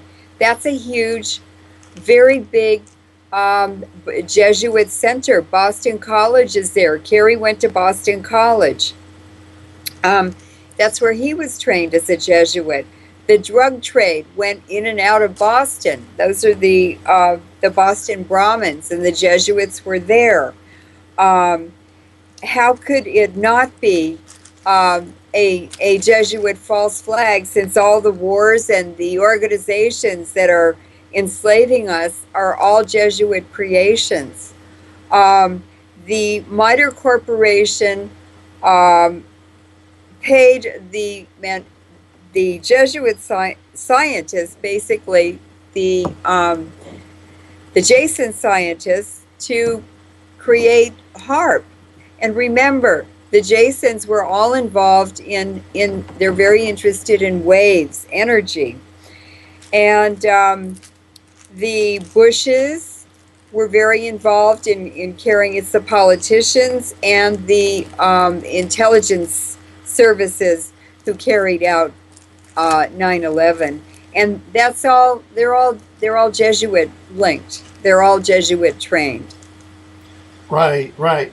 Now, our final question is this, and it really goes back to the end game, and it goes to Bergoglio, who's already making moves this way, and that's the famous quote: "One world religion, one world government, Yeah, and a sole source economy." right. Could you give us your perspective on, is that what Bergoglio is moving toward, and is he orchestrating on behalf of these larger forces? Or Oh, absolutely. But what I wanted to do is just finish the answer to the last one. sorry, And I thought you had. I thought I had too, but then I remembered JFK. Oh, What are the links to JFK's assassination and the Jesuits? The links are that Colonel Lansdale, who was in World War II most of the time in Japan and worked for General MacArthur, he was Jesuit trained. There were other officers at that time in key positions who were Jesuit trained, but the plan that came, the template for the assassination of Kennedy, came out of the Joint Chiefs of Staff. And it was General Lemnitzer, who was the Chief of Staff of the United States military when Kennedy took office, who planned the assassination and executed it with other members of the Joint Chiefs. Of course, there were oil men, and LBJ was involved. LBJ was also Jesuit trained. He was actually a Mexican Jew, Sephardic Jew from the conquistador period. Um, so are the Castros in Cuba, conquistadors. And those are the Sephardic Jews who were associated and started the Jesuits. And the Jesuits sent them to the New World. So Kennedy was assassinated. Lemnitzer had a big chip on his shoulder. He hated Kennedy because in the first meeting that Kennedy had with the Joint Chiefs, he took an aide with him, went into the office of the Joint Chiefs and sat down. And after 15 minutes, these are the guys who cooked up Operation Northwoods, which was that was basically the blueprint for 9/11 and for these MH370 and MH17 crashes, Malaysian Airlines false flags, and many others. Um, so they were sitting there cooking up these wild ideas for crashing planes into buildings to start a false flag and blame another country like Cuba or whoever they wanted, to have looking down an American gun barrel. And so Kennedy was sitting there, and he turned to his aide after 15 minutes. He said, "Let's get out of here." He got up and walked out of this meeting. And he's walking down the hall, and he turned to his aide and he said, "Those effing people are absolutely crazy." And he would never meet with them. And so it was them who assassinated Kennedy. And Lansdale, all through the war, was running the sniper teams and the assassination teams. He would go to the Philippines and get sharpshooters and bring these Filipino sharpshooters back to Japan. And they assassinated all of the people who wanted a democratic movement and a democratically elected government when World War II was over. He shot all the student leaders. He shot all the railroad union leaders. He just executed anyone he wanted to. And if you think this sounds exaggerated, it's Colonel Lester Prudy who revealed this in an interview that's on the website. So that is exactly what happened. And it's very, very sad because that group, Lemnitzer and the Joint Chiefs and other people in the government, the CIA and Skull and Bones and everything, they killed the dream makers in America. They assassinated Kennedy. They assassinated Martin Luther King. They assassinated Malcolm X and a lot of other people who were the dream makers for America. And look what we got.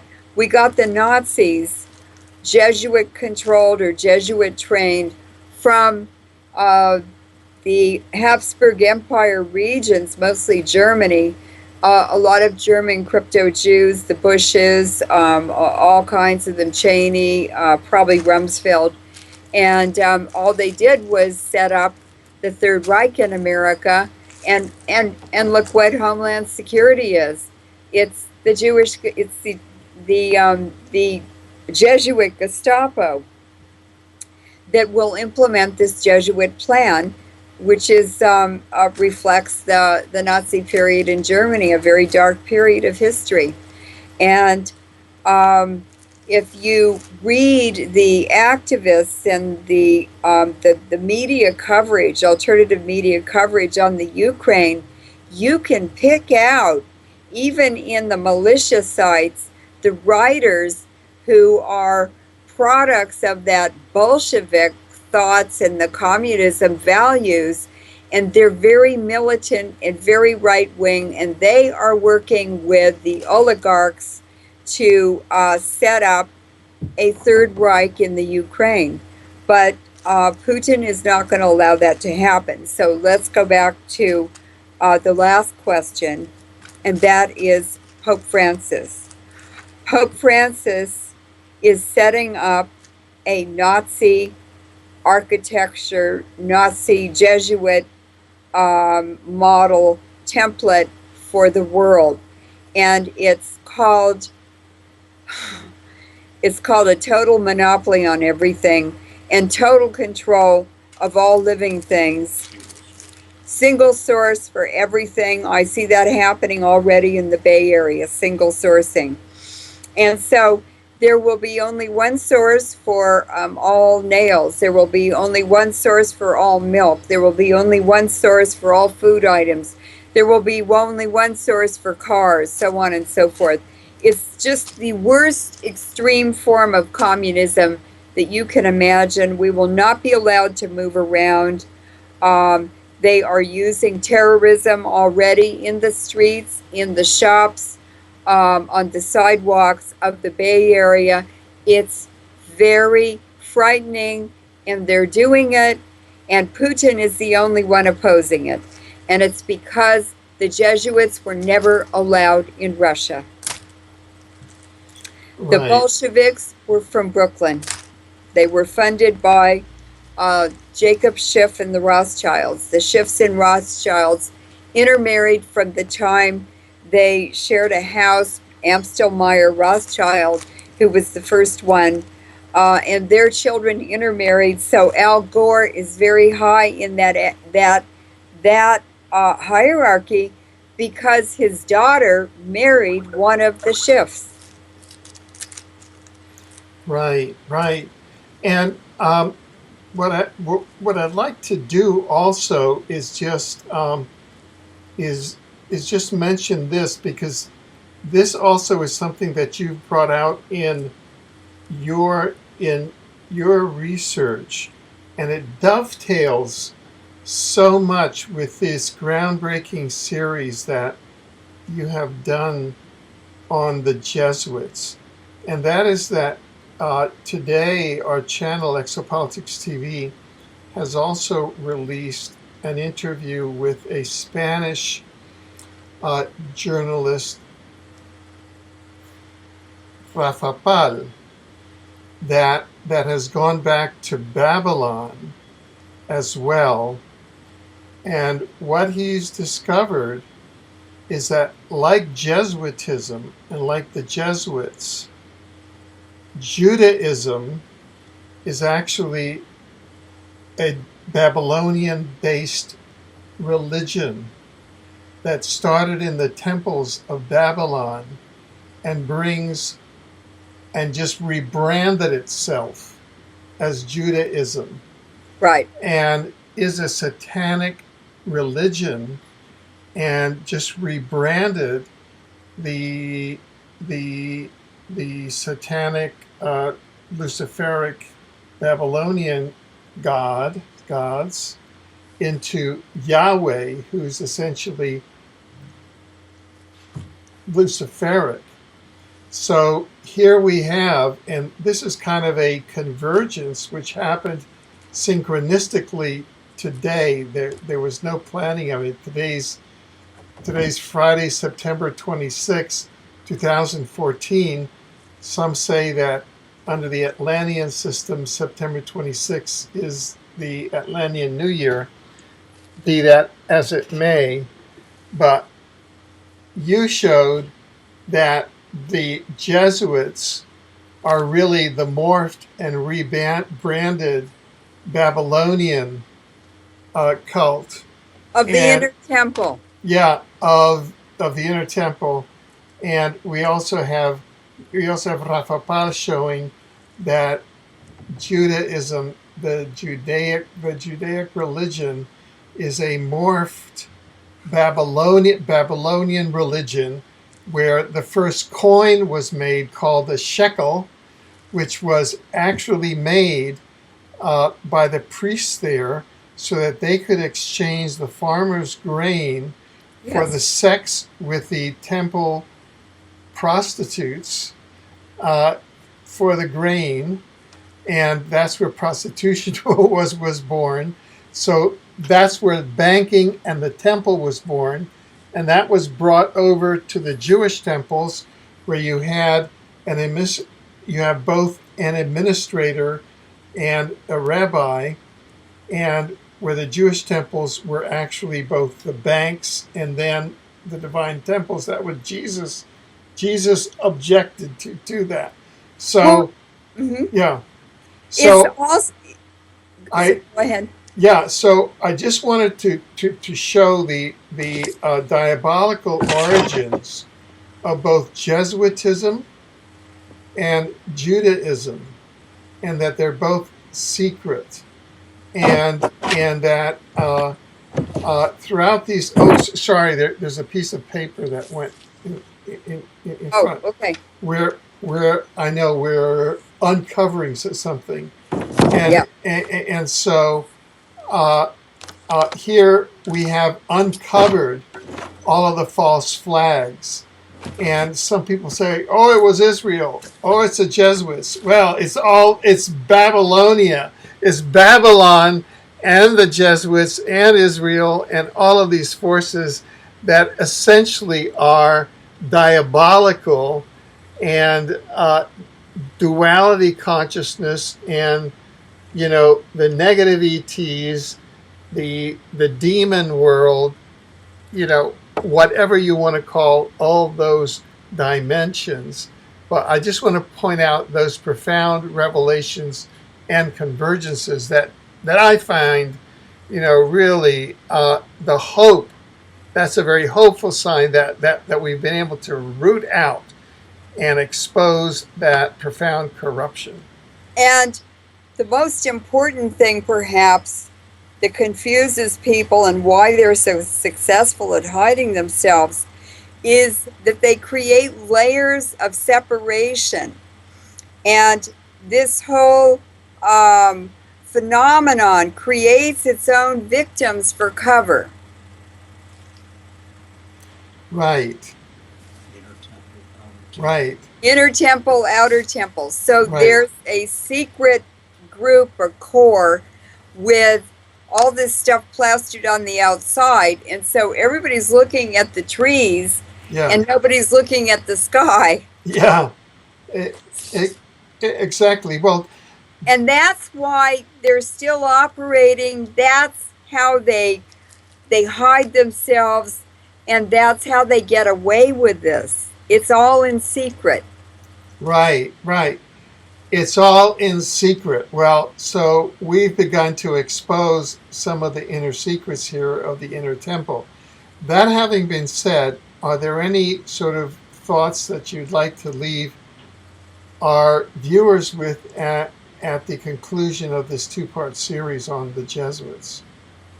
Well, I want to explain that we're talking about dark energy and people, dark forces. And that's really what the Babylonians and everyone since then has been talking about. People have character defects. Some people are weak. People are selfish. It's because they're afraid. They won't be able to compete for what they need. There are lots of reasons. Some people have mental deficiencies. Some people have bad parenting. There are all kinds of reasons that these insecurities develop in people. But it's lust, jealousy, envy, and gluttony that drive this dark energy. It's insecurities in people. And so we need to understand that in order to reverse that, or to handle it, or to cure that source of extreme malice in the world, we must embrace it. And by keeping it close to us and understanding how it manifests itself, that's how ancient societies have protected themselves, along with the amulets and beads and crosses and animal protectors. I mean, before there was writing or anything, indigenous people were dealing with that dark energy. And the way we have to do it and the way we have to deal with it, and I've learned very much from watching Putin, is to always be in a state of right conduct. We don't have control over anybody else or what they do. We only have control over ourselves. And so we must conduct our lives. It's so important now because of the danger field we're going through to always perform your life, to carry out your life with right conduct. And we must protect our families, our friends, our communities, just as Putin is doing for the Russian people. But in fact, he's helping all the people around the world to deal with this overwhelming dark force that's taking over the world. Eventually, it loses its energy. It overextends itself. It overreaches. It does too much evil, or it's too destructive, or whatever. That's where we are now. And the Ukraine is the turning point for everyone on this planet. And we must inform ourselves, educate yourself about Putin and about the Russian culture and about what he's trying to do. Each country, each culture, each family will find their own way. But if each person begins trotting in the right direction, no matter what, they will come out in the light eventually. Well, thank you very much. And we want to thank you, Leuren, for the profound effort that and research that and time that and energy that you took in putting together this two-part series exposing the Jesuits, and which certainly is a service to humanity and a service to our planet.